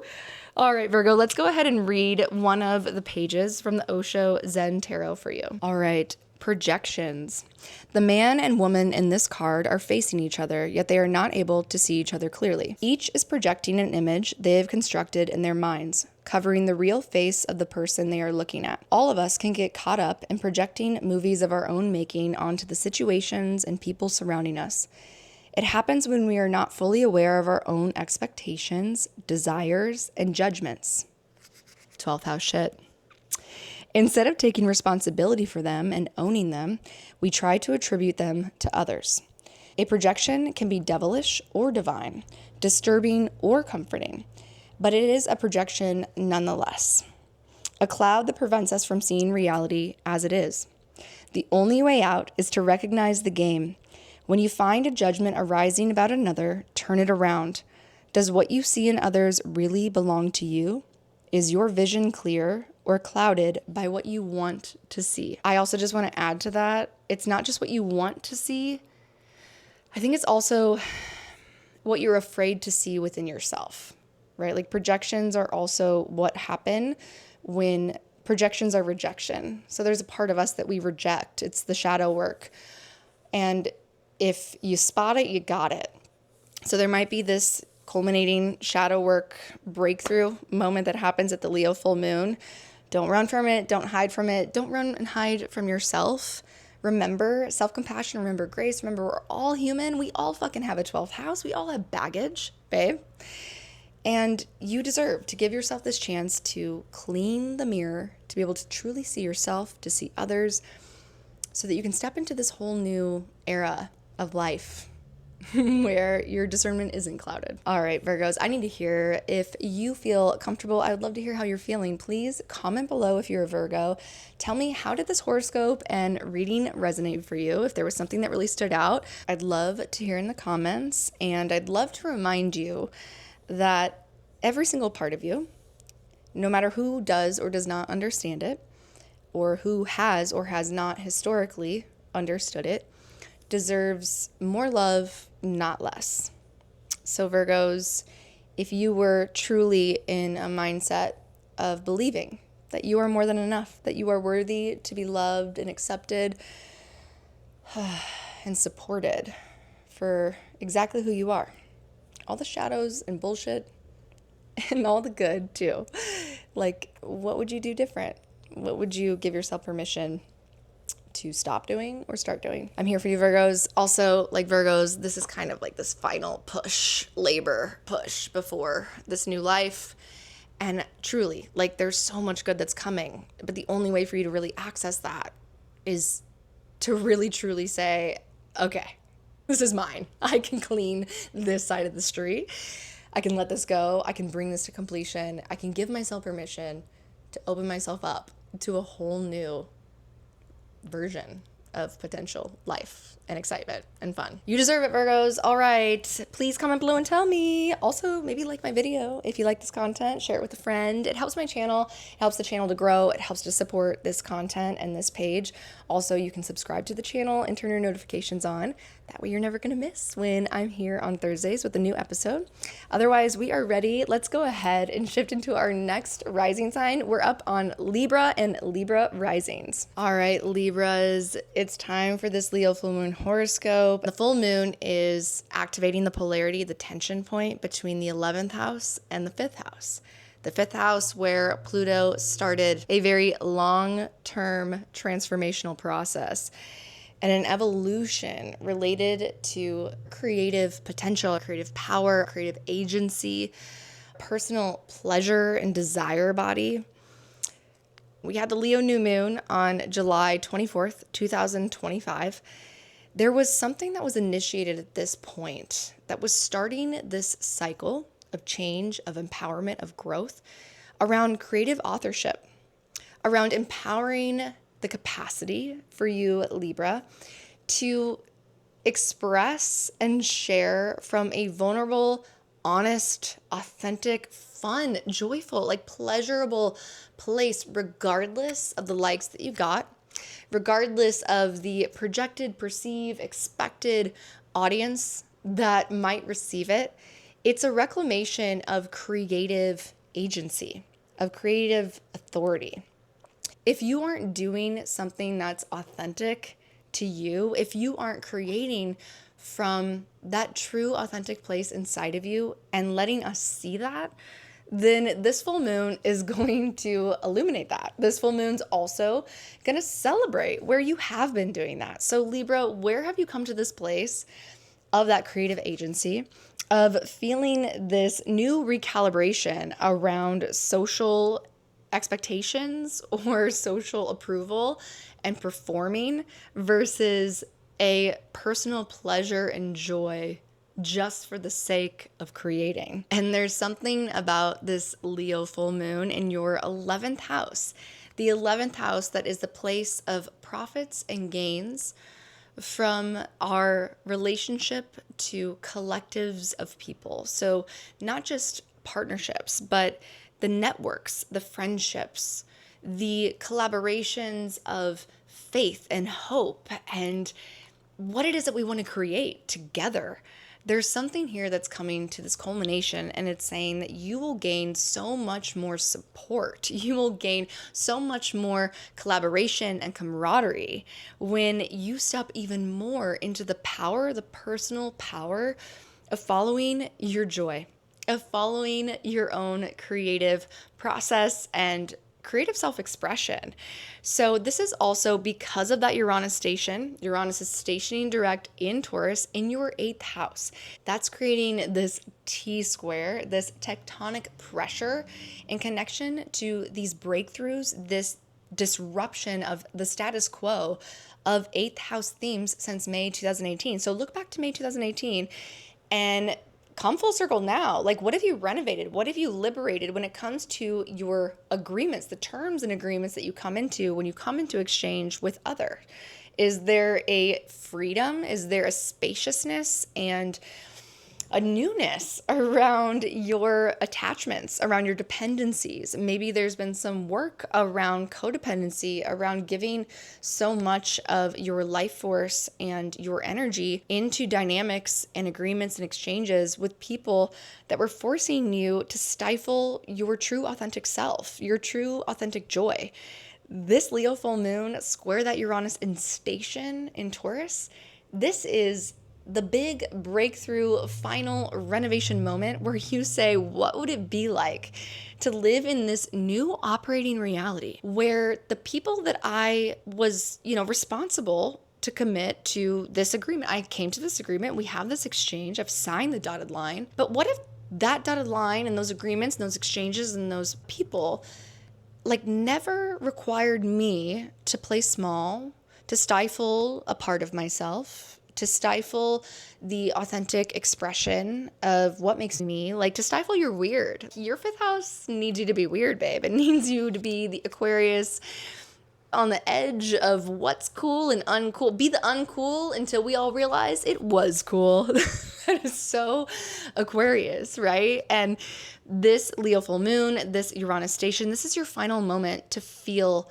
this breakthrough, to feel this freedom, to live with a magnetism to attract the benefactors, the profits, the gains, the allies, the camaraderie, the friends. You're going to attract so much more potential support in that 11th house by finally bringing maybe an abrupt, disruptive, shocking close to those old status quo karmic entanglements and contracts, those old terms and agreements of exchanges of what you gave or what you had to give up in order to gain from those exchanges. This full moon is giving you permission, close those contracts, step into a whole new level of freedom and authenticity, and allow yourself to become available for a whole new level of not just life and community and connection, but also of joy, of personal pleasure, something that will evolve all the way through 2044 into something so much more enlivening and exciting. Like, we're still just in the beginning of this Pluto in Aquarius. And we talked about this tectonic pressure.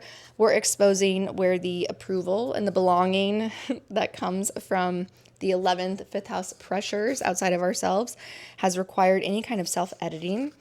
And these disruptions are going to come up because you're reaching this point where harmony can't cost authenticity anymore. The future terms need you to change those ground rules. I want you to live with this idea, this question, this contemplation. What would it be like to feel a sense of belonging without any consideration of any part on any level of self-erasure? What would it be like? What would that new operating be like if it was less about orienting yourself? You're a Libra rising. You're so good at feeling and adapting to what's imbalanced in your environment, what tune is just slightly off. And if you just adjust yourself in that certain way, the whole frequency and harmony and synergy of everything comes into this beautiful note. But at the cost of what? That's been the past. And the future is everything coming into an even greater frequency and harmony by beginning to orient and structure around you positioning yourself into complete coherence with your whole self, with all parts of yourself, with the refusal to erase or diminish or play small any parts that don't fit the wrong chorus. So Libra, tell me, how are you feeling at the time of this Leo full moon? Are you having a creative breakthrough? Are you having a glow up? Maybe you're blowing up. You're getting all this recognition and applause because you've been truly growing your capacity to be real, to be authentic, to be weird, and share that with the world. I need to hear from you. Please comment below and tell me how this resonated, how you're feeling. And that means that we're ready. We're ready, Libra. Let's go ahead and pull your tarot card for the Leo full moon. All right, Libras, your card for the Leo full moon is the Inner Voice card. Oh, this is so triple moon goddess vibes. This is also associated with the High Priestess in the traditional tarot deck. This is so perfect, actually, because this full moon is culminating this turning point around letting go of a voice that's directing you or informing you or influencing you that doesn't come from within.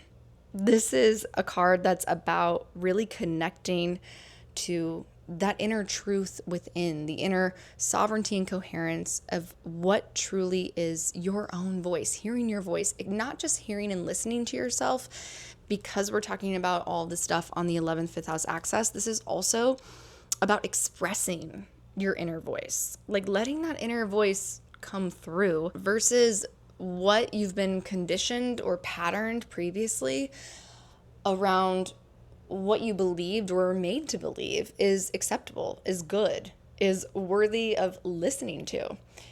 if somebody doesn't resonate with you truly giving yourself permission and a chance to experiment with sharing your true voice, the inner voice from within, giving that a platform, they're not meant to listen. Like, they're not meant to be on your channel. Like, if somebody comes to my channel and they don't like this, they don't like my channel, that's okay. They're meant to be at a different channel. And that's like easy to conceptualize or read on a meme on Instagram and like collect those and save those and archive them and be like, yes, I'm going to remember this affirmation. Yeah. But like to enact it takes courage. That takes the audacity to put out something that's uncomfortable and awkward and weird, but it's so good performatively to the weirdos who are meant to meet you and love you and encourage you and support you and be with you on this journey. So if there is a moment where you are feeling pulled or you are feeling stagnated or you are feeling inhibited in some way to creatively express yourself, take that moment to go within. Seek solitude. Seek the space away from all the outside noise, all the outside pressure, obligation. Oh my God, it's so much. It's like, what would you do if nobody was watching? If you were just doing it because it was fun, what would you do or not do? And when you come into that place, you actually give the collective a chance to receive what only you can give us. That fifth house, it's an expression of something that comes from deep within the self, the fourth house in the chart. It can only come from you. It can only come from within you. All right, let's go ahead. We're going to read from the Osho Zen Tarot book for today's reading. So let's go ahead and open up that page. Okay, Libra, Inner Voice from Osho Zen Tarot. If you have found your truth within yourself, there is nothing more in the whole existence to find. Truth is functioning through you. Ooh, I like that. When you open your eyes, it is truth opening his and her eyes. When you close your eyes, it is truth who is closing its eyes. This is a tremendous meditation. If you can simply understand the device, you don't have to do anything. Whatever you are doing is being done by truth. You are walking, it is truth. You are sleeping, it is truth resting. You are speaking, it is truth speaking. You are silent, it is truth that is silent. This is one of the most simple meditation techniques. Slowly, everything settles by this simple formula, and then there is no need for the technique. When you are cured, you throw away the meditation, you throw away the medicine. Then you live as truth, alive, radiant, contented, blissful, a song unto yourself. Your whole life becomes a prayer without any words. Or better to say, a prayerfulness, a grace, a beauty which does not belong to our mundane world, a ray of light coming from the beyond into the darkness of our world. Wow, just taking that in. That's really good. Libra, how are you feeling? I need to hear if you're a Libra rising and any of that reading or any of today's horoscope and my intuitive card reading resonated, please comment below and give me that feedback. Give me some intel, some tea on where you're at, how you're feeling, and what it is that we can do to support you to be even more brave and bold and audacious in changing the rules and being more authentic and letting us hear the wisdom, the healing, the power of the expression of what's living inspired inside of you. Okay, Libra, that's everything I've got for you. And of course, if you liked any of this, it really helps me. It helps this channel and supports the creation of this content to be sustainable if we can grow this channel. So help me grow this channel, please. If you're liking it, like this video, hit subscribe to the channel, maybe turn your notifications on. That way you're never really gonna miss when a new episode comes out too. And also maybe share it with a loved one. You're a Libra rising, so we all know you got some peeps in your life. And if you listen to another sign for your friend, maybe share it with anyone you think might benefit. Of course, I'm just so grateful to have you here. Thank you so much, Libra, and I wish you the best. I wish me the best. It's gonna be so good, babe. Let's get weird and let our freak flag fly. That was like a tongue twister. Okay, we're good. Let's go. We're into the next side, Scorpio, and Scorpio rising. It's time for your Leo full moon horoscope. All right, Scorpios, this Leo full moon is happening in your 10th house, the Arta house of material gains through profession, ambitions. It is the fame and professional or public name house. This has to do with our leadership roles, our career trajectories, or maybe our vocation, what we do out in the world, what we're known for. And this full moon is coming into this polarity, this tension point with the Aquarius Pluto transits and all of the activation that started really back in March 2023 with Pluto entering officially into Aquarius, into your 4th house, the place that is the lowest point of the chart, the deepest point inside of us. So this tension and polarity at this full moon is highlighting this theme and really any imbalance that needs to be integrated, needs to be addressed around what you do in the world, your career ambitions, who needs you for what out on your everyday life, and what you need when you need to feel emotionally secure. Like, are you being emotionally honest with yourself? What is your relationship and your connection to those 4th house themes of the sensitive parts of us, the vulnerable parts? And this is all happening, this culmination point in the Leo full moon, it's coming back to that new moon that we had on July 24th, 2025.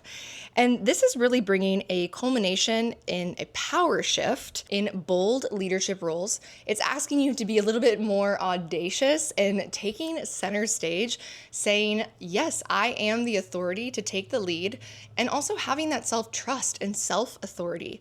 So where are you at in that cycle of growth? How is this Leo full moon really celebrating how far you've come, or maybe how tall you're standing? Maybe a little bit taller, you stand a little bit taller, a little bit stronger, Scorpios. And then for you, Scorpios, because you are a fixed sign ascendant, that means that this fixed T-square, the tectonic pressure points coming from Uranus stationing direct in Taurus, are bringing in this third party, which is your 7th house of relationships.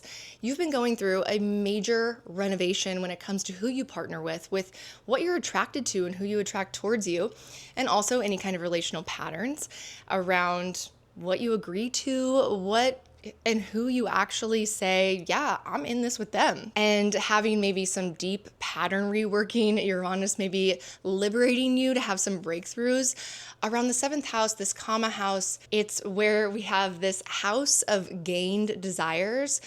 So what it is that we desire, but it's gained through others. So since 2018, hopefully, you've been saying yes to Uranus. You've been opening yourself up to make some of those renovations, those changes, because now we're hitting the final phase of this Uranus and Taurus transit.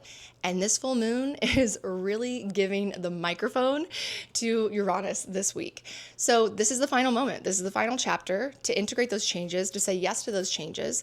And there's going to be some disruptions in relationships and partnerships that aren't actually moving forward with you into the future. Whether that's an actual person in partnership, a romantic relationship, a business partnership, or it could be that there's a disruption in what you are willing to accept, agree to, and what you're no longer going to. So maybe there's just a big tectonic shift in the actual relational dynamics that you participate in.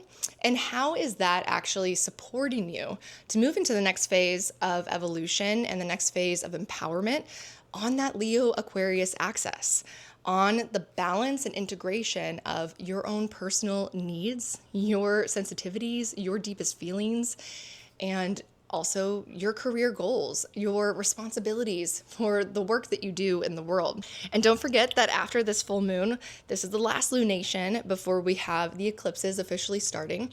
And we're going to get that first eclipse in the series between Aquarius and Leo on February 17th. So right now, it's about being clear. It's about coming into clarity and self-honesty first, and then also saying yes, letting maybe some disruption happen, letting things break down that don't actually have the scaffolding, the stability to come forward with you. And then the eclipses are going to come through, and you can sit with this question to bring into the eclipses, to enter into this next eclipse cycle. What power dynamic is ready for demolition through new assertion of personal choice and authority? So welcome the demolitions that serve your highest and best, and trust after the eclipse season, after the Aquarius eclipse on February 17th and the Virgo eclipse on March 3rd.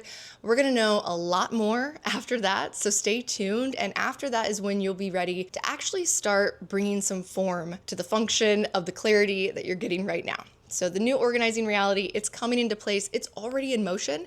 Your job is to just say yes to yourself. Say yes to your clarity and trust. Trust what falls away is not meant to come with you. All right, Scorpio, that's your horoscope for the Leo full moon. Let's go ahead. Let's pull your tarot card. All right. Ooh, you've got awareness.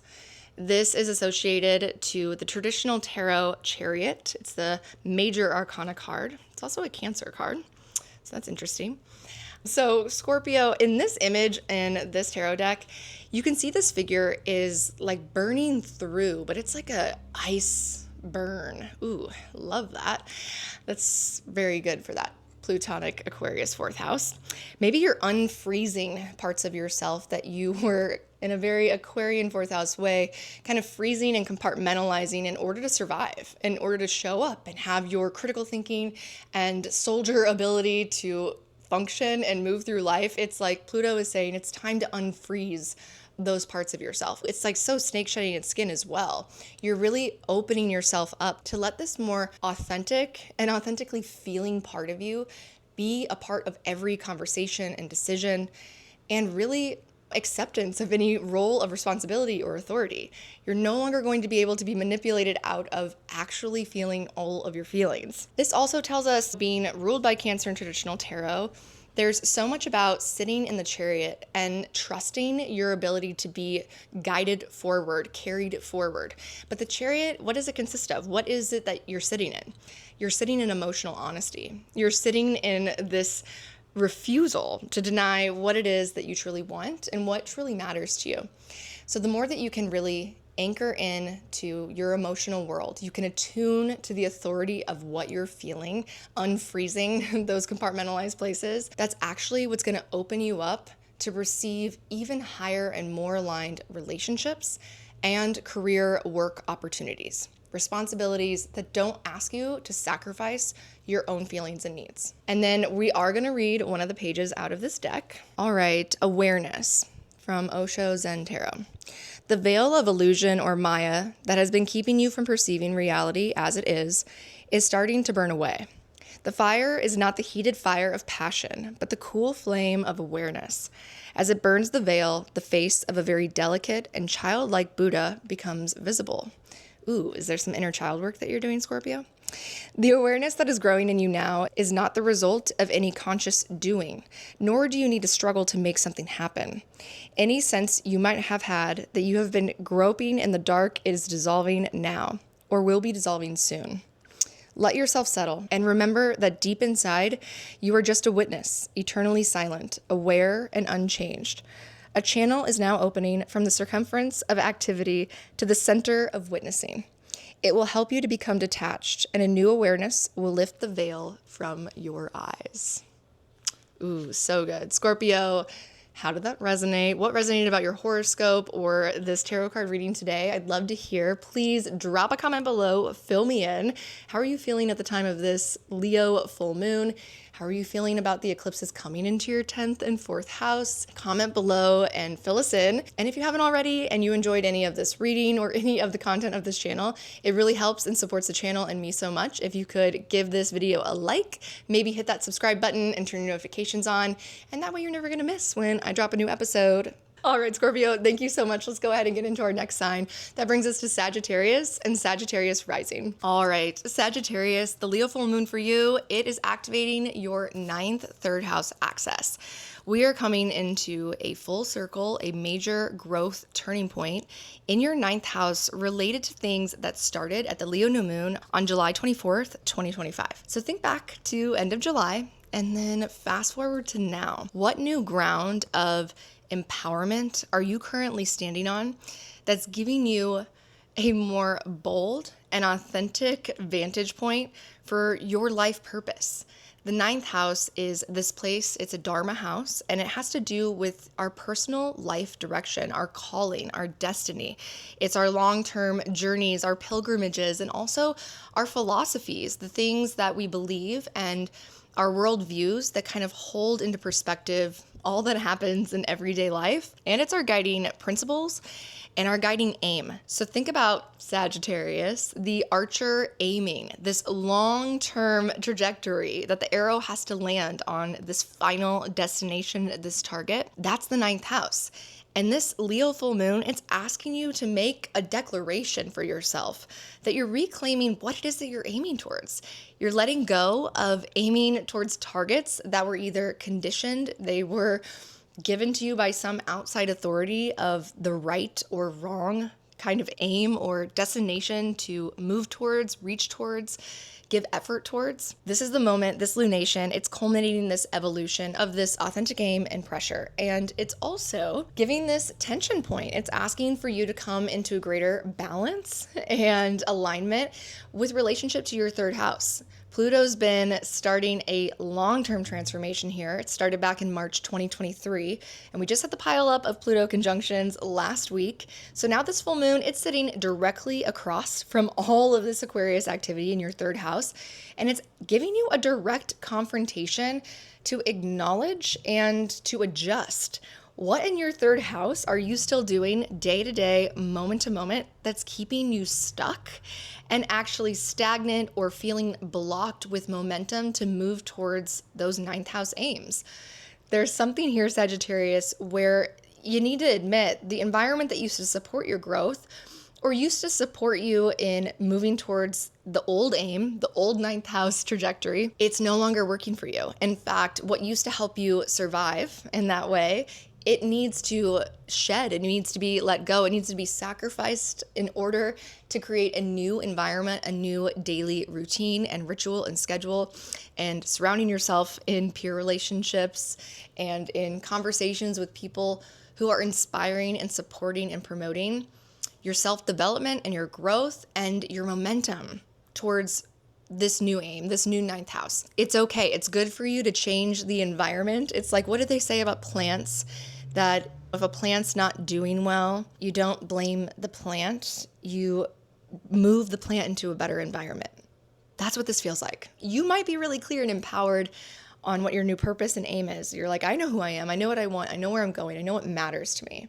I know my why, so to speak. Okay, but are you doing that in your moment to moment, day to day? How you do anything is how you do everything. So does the version of you that reaches that destination, are they doing the things that you're doing every day? And don't worry, you're going to get this tectonic shift. The pressure point is coming this week from Uranus stationing direct at 27 degrees of Taurus in your sixth house. So this is a transit that's been asking you to renovate, change things up, let go of the old status quo and traditions or rules about sixth house matters that have to do with your daily grind, your daily efforts, your lifestyle choices and habits. And the sixth house is really the struggles, the efforts that we have to put in over time in order to have gains through that effort. This is also saying you have one final segment of time with Uranus here. It's going to leave in April of 2026. It's going to be officially gone. But right now is the moment for you to come into that clarity and to acknowledge and have incredible honesty about what it is that you need to let go of, what it is that you need to let be disrupted in terms of where you put your energy, what it is that you're putting effort into, and maybe shedding or liberating yourself from any time, energetic effort investments in that sixth house that's not actually serving you and where you're going. It's serving some old trajectory, it's serving some old tradition.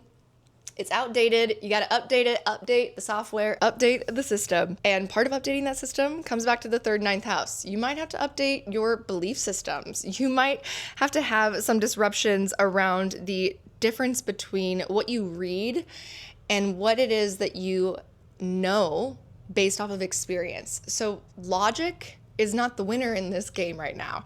Right now, you are a Sagittarius rising. Your whole chart starts with the embodiment of experience. That is the Sagittarius archetype. So what is it that you are ready to start living in a more embodied way?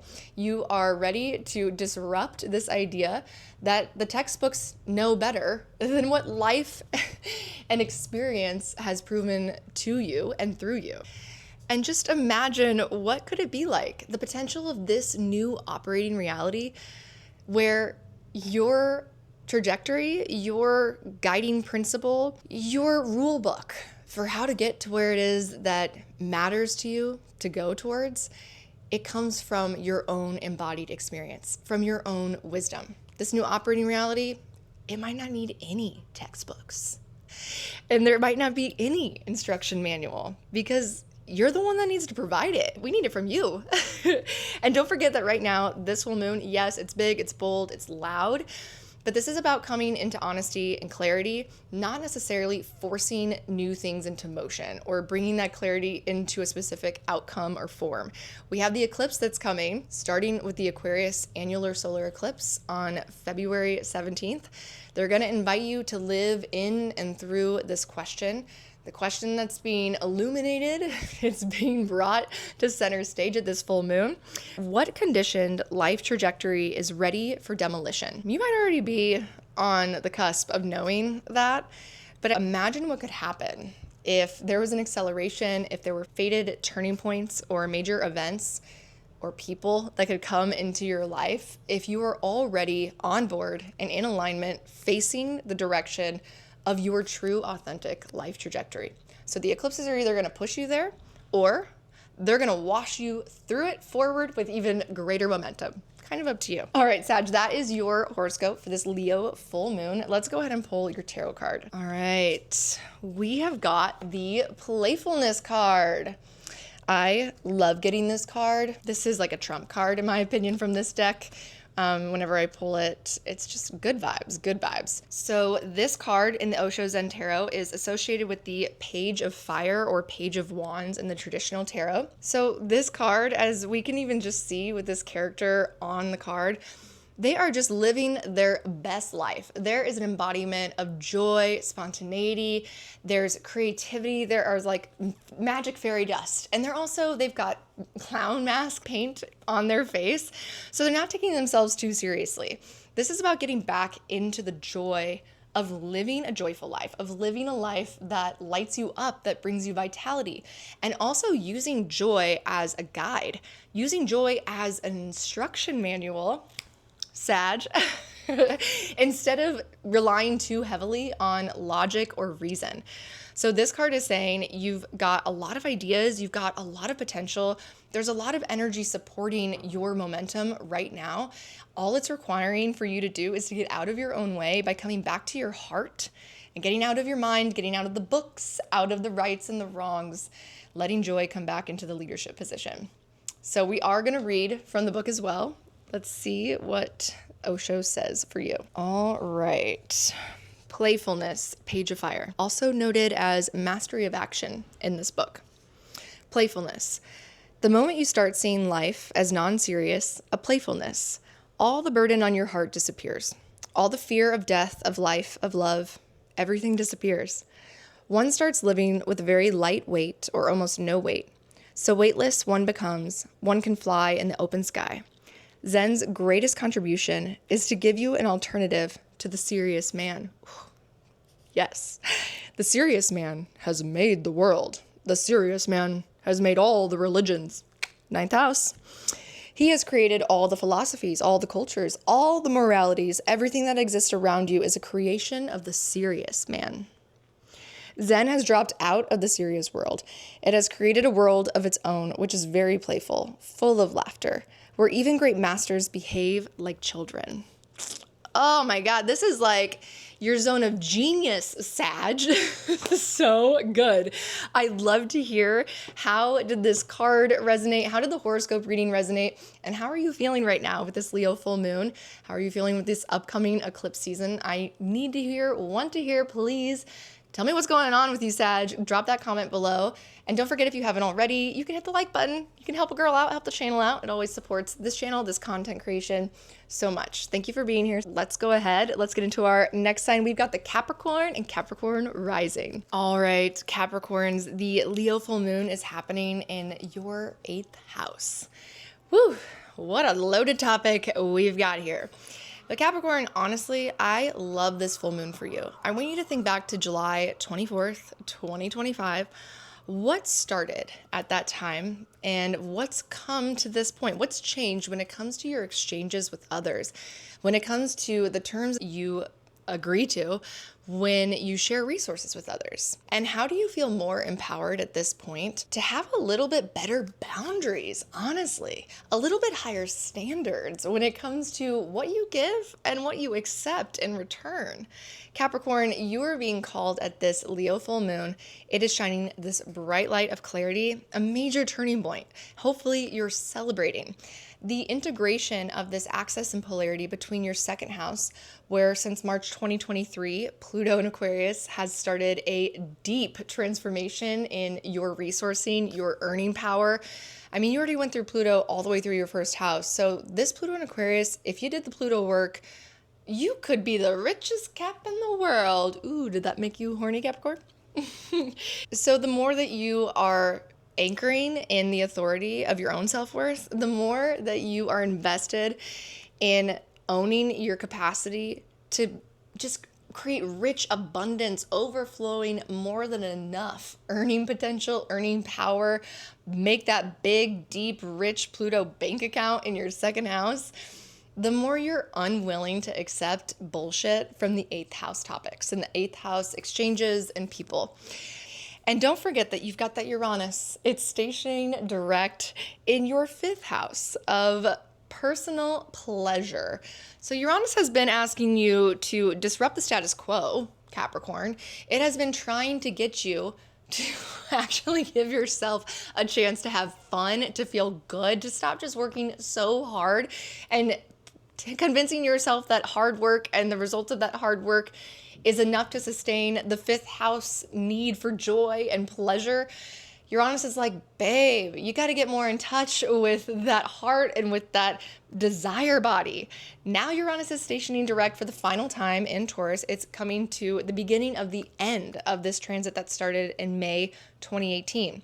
So at the time of this Leo full moon, it's creating this T-square with the full moon. And of course, that's leading to these tectonic pressure points, this disruption that's coming to a breaking point. Maybe you're going to have a breakthrough, finally giving yourself permission to take your joy and pleasure seriously. Or maybe the disruptions, the forced self-honesty is hitting a breaking point around where you honestly cannot continue to sustain a lifestyle that does not include yourself. Is there some sort of disruption and liberation from the weight, the burdens of overworking, overgiving, overdoing? What is your relationship to non-doing, Capricorn? I know it's hard. I know.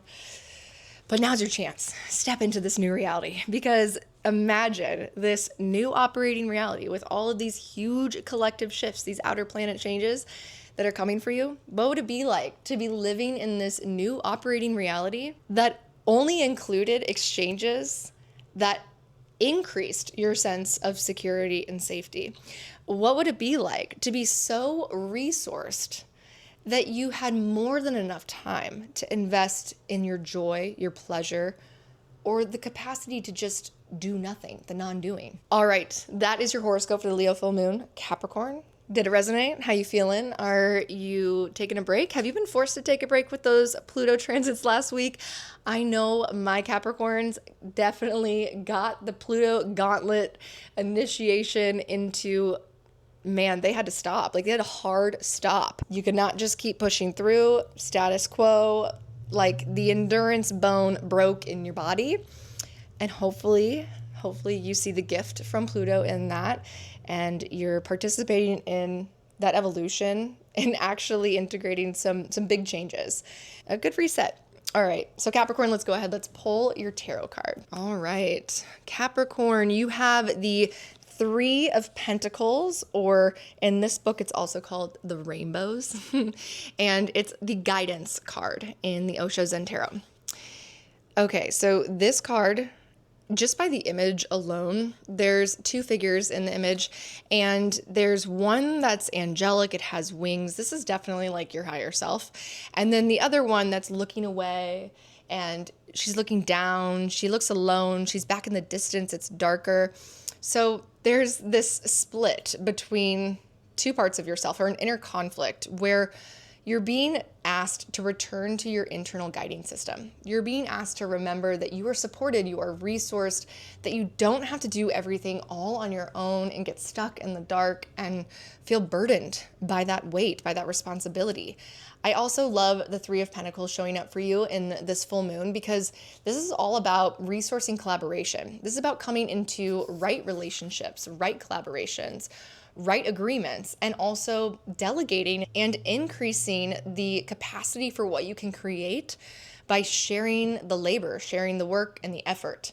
Yes, you also share the ROI, but there's so much greater ROI. There's so much bigger value that can be returned to you when you invest in working with other people. So if you're working on anything collaboratively, or if you're thinking about getting into partnership with somebody, or doing something with a group of people versus just on your own, this is definitely confirmation that you're going in the right direction. Keep leaning on community, keep leaning on collaboration. We're gonna read one of the pages from this tarot deck today.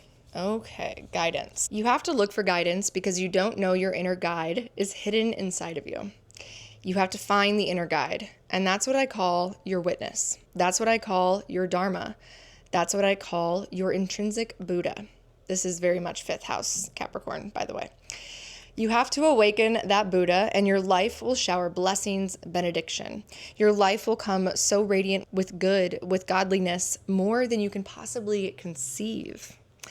It is almost like light. Your room is dark. Just bring light in. Even a small candle will do, and the whole darkness disappears. And once you have a candle, you know where the door is. You don't have to think about it. Where's the door? Only blind people think about where the door is. People who have eyes and the light is there, they don't think. Have you ever thought, where is the door? You simply get up and go out. You never give a single thought to where the door is. You don't start groping for the door or hitting your head against the wall. You simply see, and there is not even a flicker of thought. You simply go out. Oh, that's so good. I love that for the full moon and the Pluto transits, confrontations, and also the Uranus stationing in your 5th house. You definitely can let it be a lot easier, and you can start giving yourself permission to just light a candle, turn on the light, and walk out the door that you can clearly see. So self-honesty is your gateway out of the struggle and the suffering. Capricorn, how are you feeling? How is this reading? What resonated from the tarot reading or from the horoscope? Please fill me in what's been going on for you and where you're at right before we go into these eclipses. Drop that comment, let me know. And if you haven't already and you enjoyed any of today's episode or any of this channel's content, you can help me and this channel out by hitting that like button. If you aren't already, you can subscribe to the channel, maybe even turn your notifications on. All right, that's your horoscope, Capricorn. Thank you so much. Let's go ahead and get into our next sign. This brings us to Aquarius and Aquarius rising. Hello, Aquarius. So as you can see, we have shifted spaces, and that's because the So Astrology Good got me good. I ended up needing an emergency surgery to have my appendix removed over the Mars, Pluto, Neptune entering Aries weekend. So we are going to complete the horoscopes and this episode here in my healing sanctuary, my good friend's house, who is just taking the absolute best care of me. So let's not waste any precious time. Let's get into your horoscope. This Leo full moon is happening in your 7th house, the house of partnerships, the house of other. It is a comma house where we gain our desires through our relationships. The 7th house is also known in ancient astrology as the place of endings, where we bring things to completion. It's the sunset point of the chart. So think back to July 24th, 2025, when we started with that Leo new moon in your 7th house. Think back from then until now. What's grown? What kind of new level of empowerment are you feeling in upgrading your relationship and partnership paradigms? Are there new standards when it comes to who you partner with? Or maybe there's been some new bold boundaries that have come into place. Aquarius, this full moon is asking you to take a moment, take a pause, and celebrate how far you've come and recognizing that you deserve the highest and best when it comes to the people that you say yes to. And one of the major pieces influencing this Leo full moon and this celebration, this growth you've been having, is that tension and polarity point to Pluto and all the planets in Aquarius in your first house. So this full moon is getting a direct line of sight, a confronting maybe conversation from Pluto and Aquarius and all of those planets. And this is an evolution that started when Pluto entered Aquarius in March 2023. And remember, it's going to play out until 2044. But there's something around evolving your sense of self. There's like a complete new empowerment of identity, of self-ownership, of really feeling confident to just be your most authentic self.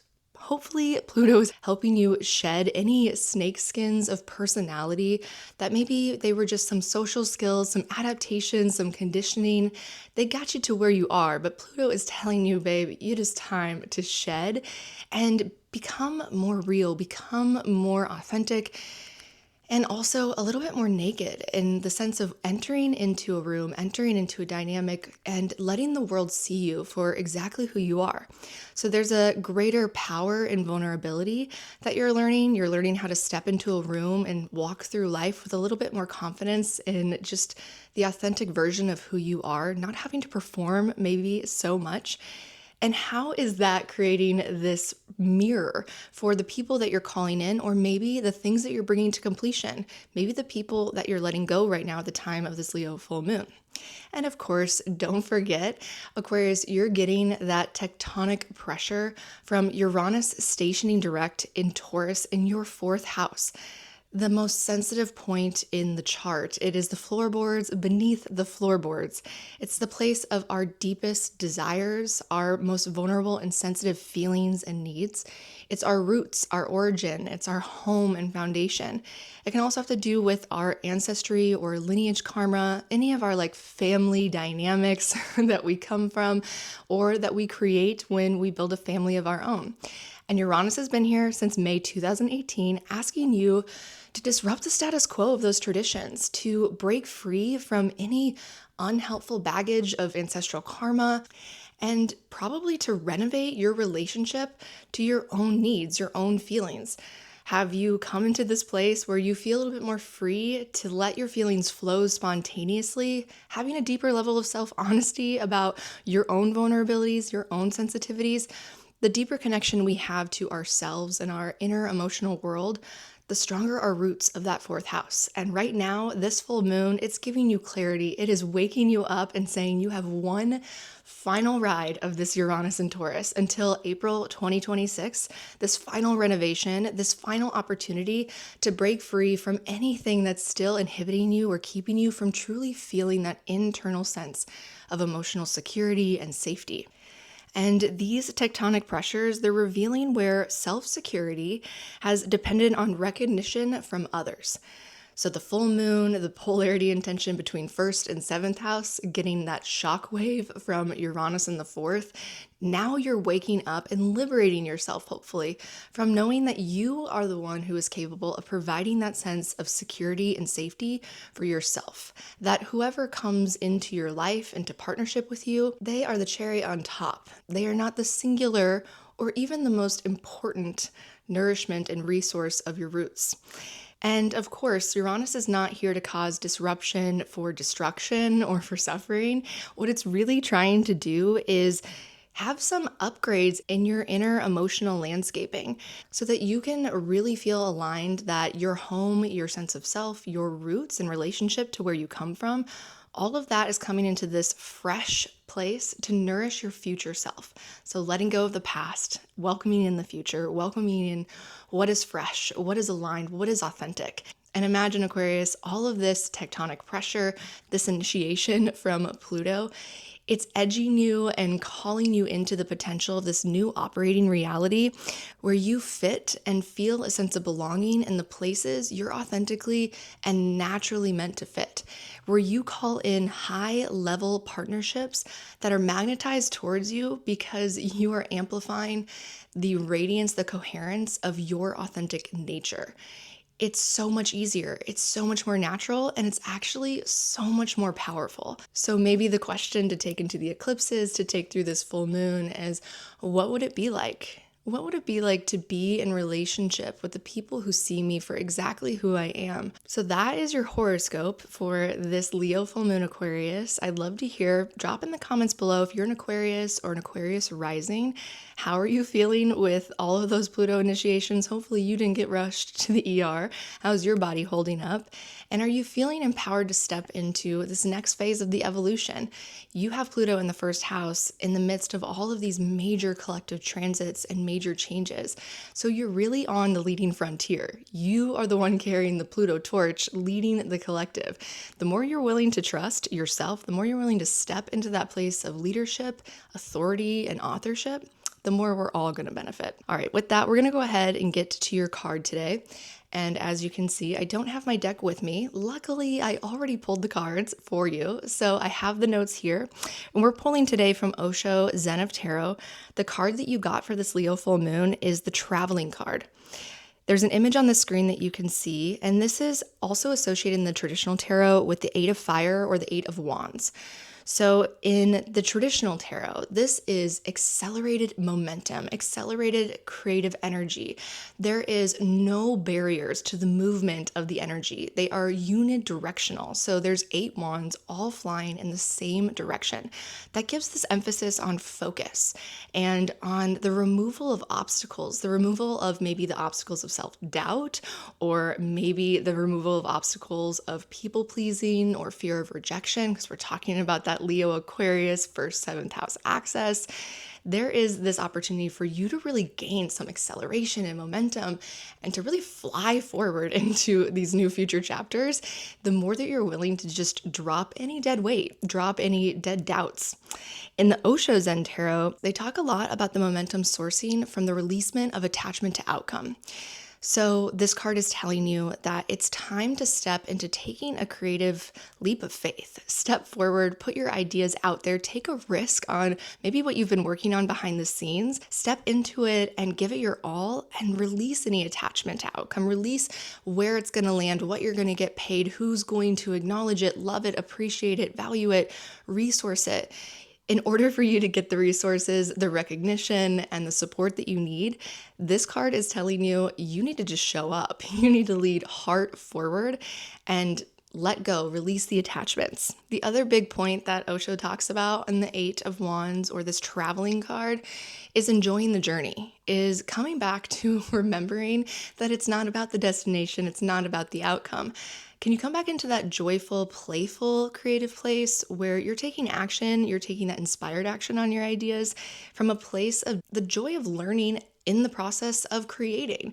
It's like the ideas that you have, they're going to flourish and grow in so much bigger and better ways if you just start having more fun in the creative process of bringing them to life. It also talks about acknowledging any false sense of urgency. So this is interesting because on one hand, there's all this momentum. It's saying, take this risk, take this leap.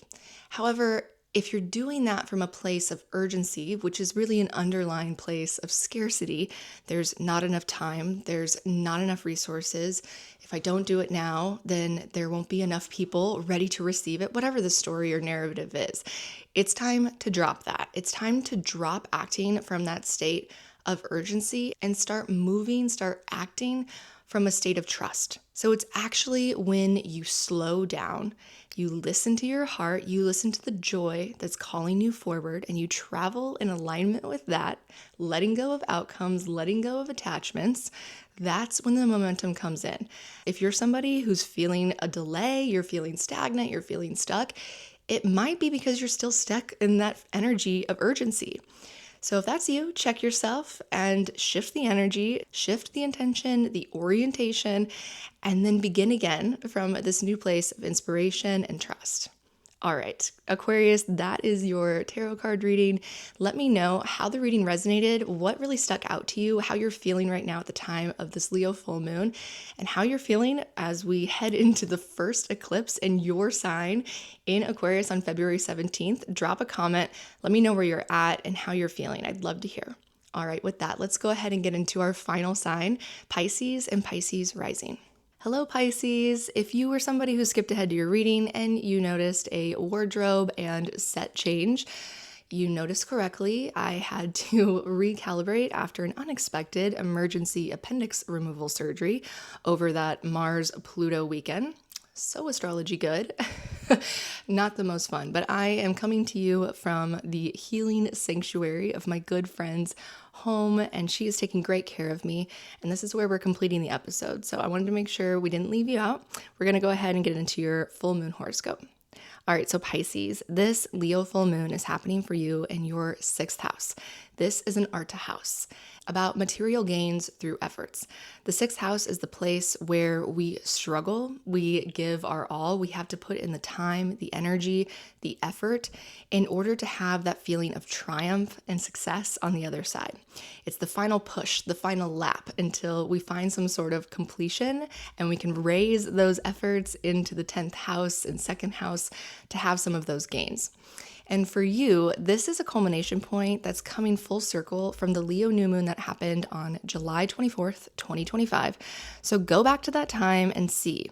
There was this pattern maybe that was being seeded to be dismantled around where you might have been over functioning or draining your resources of energy, effort, and time in the wrong duties, the wrong obligations, on the wrong teams. And when we come to this Leo full moon, this is a moment for you to pause and celebrate, taking this moment to acknowledge where and how far have you come in regards to healing any of those unhelpful patterns of over-functioning or over-giving, overextending yourself in the wrong places, the wrong efforts, maybe for the wrong people or the wrong projects?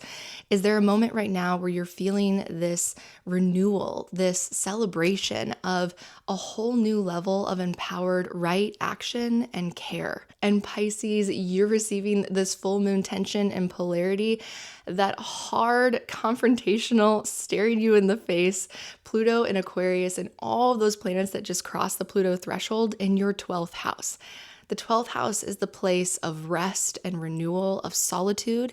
It's the space that we need to retreat into in order to bring things to an end, in order to fully release and integrate before we step back into the mundane world, the new chapters, or into the grind of the 6th house. So this full moon's also giving you an insider view into what started when Pluto entered into Aquarius in your 12th house in March 2023, starting to do some deep work around your relationship to being and sitting with and releasing the things that live in that 12th house.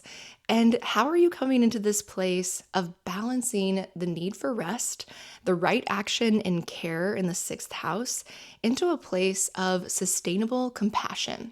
And truly, can you imagine having Pluto here until 2044? The eclipse is coming up on this axis. There's going to be such a significant shift in the potential structuring of your reality when it comes to these places. What would it be like to have this new operating reality where all of your effort, all of your care, all of the 6th house input and the 12th house output lived in this state of sustainability and ease? What would it be like to feel empowered, to have boundaries? And again, what would it be like to live with sustainable compassion, making sure that you yourself are included in that equation?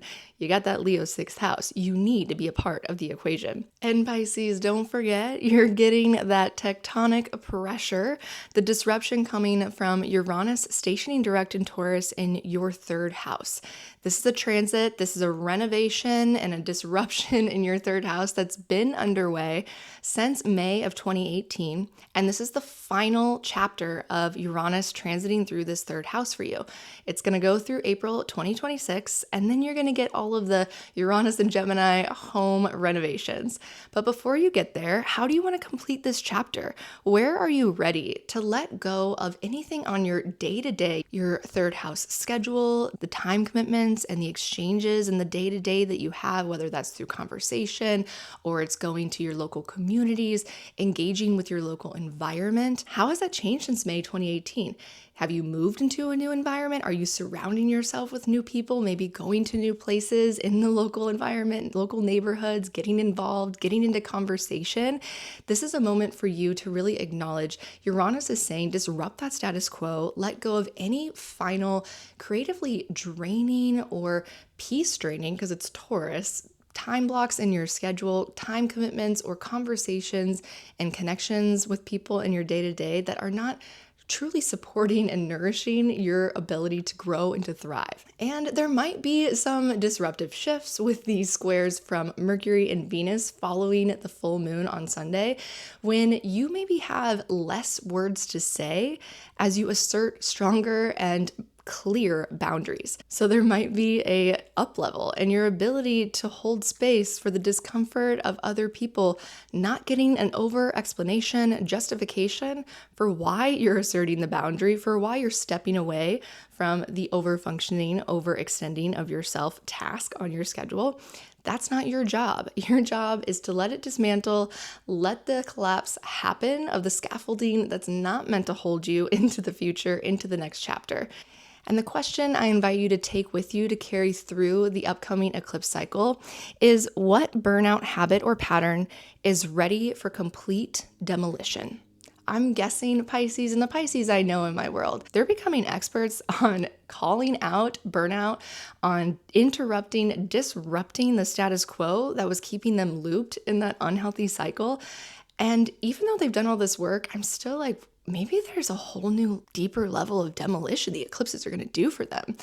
So I encourage you to sit with that. And if you're somebody who hasn't been really into that burnout work, or you haven't started that work, reach out to me. I have so many resources available for you, amazing people doing amazing work. So I'd love to help you out. And I'd love to hear how you're doing. That's the horoscope portion of this reading for you today, Pisces. If you're feeling connected to anything that was shared today in your horoscope, I'd love to hear. Drop a comment below and tell me where you're at, how you're feeling, and how you're feeling entering into that eclipse season that's coming up. And that means that we're ready to pull your tarot card. And I don't have the tarot cards on hand. Luckily, I already pulled the card and I have the notes here for you. So I'm going to read from my notes and you can see the card on the screen. So there will be an image on the screen. We are reading today from the Osho Zen Tarot, and the card that you got for this Leo full moon is the Rebirth card. I freaking love this card in this deck. It's associated with the traditional tarot, the 10 of Swords or the 10 of Air. And in the traditional tarot, the card is a little bit daunting. It's like not my favorite card to pull, if we're being totally honest. But in this deck, it's one of the best cards in the deck. As you can see on this card, this is a complete phoenix rising from the ashes moment, but almost in reverse, because it's coming out of a sleeping state. We're going actually back in time, backwards into the most inherent, powerful part of your being and your spirit. You're coming back into the aliveness of your true nature, that innocent creative power that lives in your inner child, in your soul, in your spirit. And I love how perfect this card is for your horoscope today, because the camel is the starting point, which is that overfunctioning, overextending, identifying yourself as the one who just walks and carries the load of everybody else. And then you go into the lion, waking up to the anger and the self-assertion, advocating for your boundaries, interrupting burnout. It's a little bit fierce, a little bit hot. And now it's saying this Leo full moon, the full circle empowerment that you're reaching is the complete freedom and liberation into a state of innocence. Your boundaries are starting to just take root. You're starting to notice that you don't have to work so hard to hold those boundaries up. You actually have created a strong foundation. You have yourself, you can trust yourself. And now there's a relaxing in to your new sense of empowerment and self-trust. I also have here in my notes, this is reaching the end of a long cycle around limiting beliefs and old narratives, releasing from the unconscious burdens and mental anguish, stepping outside of identification with thoughts and experiences, and witnessing and receiving a full circle moment. A graduation of self-authority and rebirth into new understanding, freedom from unnecessary worries. How perfect is that with Pluto in your 12th house and all of those personal planets going through that threshold? You might have had some really cathartic truth bombs, seen in the shadows of what narratives, what limiting beliefs, what old constructs were still kind of like pushing down on you, weighing you down, inhibiting your ability to step outside of over-identifying with the process of healing, right? You are doing this work of stepping outside of old patterns, of stepping outside of old identities and old ego structures that were built around being the strong one, the one that could endure, the one that was over-functioning, overextending, the one that can do it all for everybody. And sometimes when we're doing that work, we get caught up. We're like in the mind, we're in the process, we're in the environment and experience of interrupting those patterns. But this is saying you're reaching a point of observation. So it's a state of meditation where you're able to just observe. And instead of getting hooked by the patterns or getting hooked by the emotions and the entanglements that try to pull you back down into the patterns, it's like you're just watching them wash through. You're watching them release, you're stepping outside of them. And that is such a peaceful graduation into a new self-authority and ownership over your choices and your actions or your inactions. So I'd love to hear from you, Pisces. How did the tarot card reading resonate? Was there anything that stood out, or did it make you think of anything else related to what you're going through at the time of the Leo full moon? I'd love to hear from you. Drop a comment below and let me know. And of course, if you haven't already, it helps the channel so much and the continued creation of this content. If you could hit that like button and subscribe to the channel, you can even turn your notifications on. That way you won't miss when the new episode comes out every Thursday. And for that, we're ready. We're ready to take us out of this episode. And next week, we're going to be coming into that final lunar phase, the third quarter lunar phase of this Capricorn new moon, the final week before we are officially in eclipse season. So make sure to have your notifications turned on. You're not going to want to miss this final transition phase that we're going to need to be very awake, alive, and ready to be carried through into those eclipses. And of course, don't forget that linked below this episode, you can find all of my current offerings, including my one-on-one astrology consultations and the digital downloads for our 2026 year ahead forecast. And included in that is a bundled digital companion workbook with journal prompts, nervous system regulation practices. It has the transits for the entire year, themes, pictures. It's amazing. So a great companion for you to take through this year. And then the Saturn and Aries digital product is also linked below. We're going to talk a lot about Saturn entering into Aries in next week's episode. It's kind of the final bang before the eclipses start and we cross these next thresholds. Thank you, everybody who was able to join me on today's episode. I'm wishing everybody a bold, audacious, and joyful Leo full moon. I will see you all next week.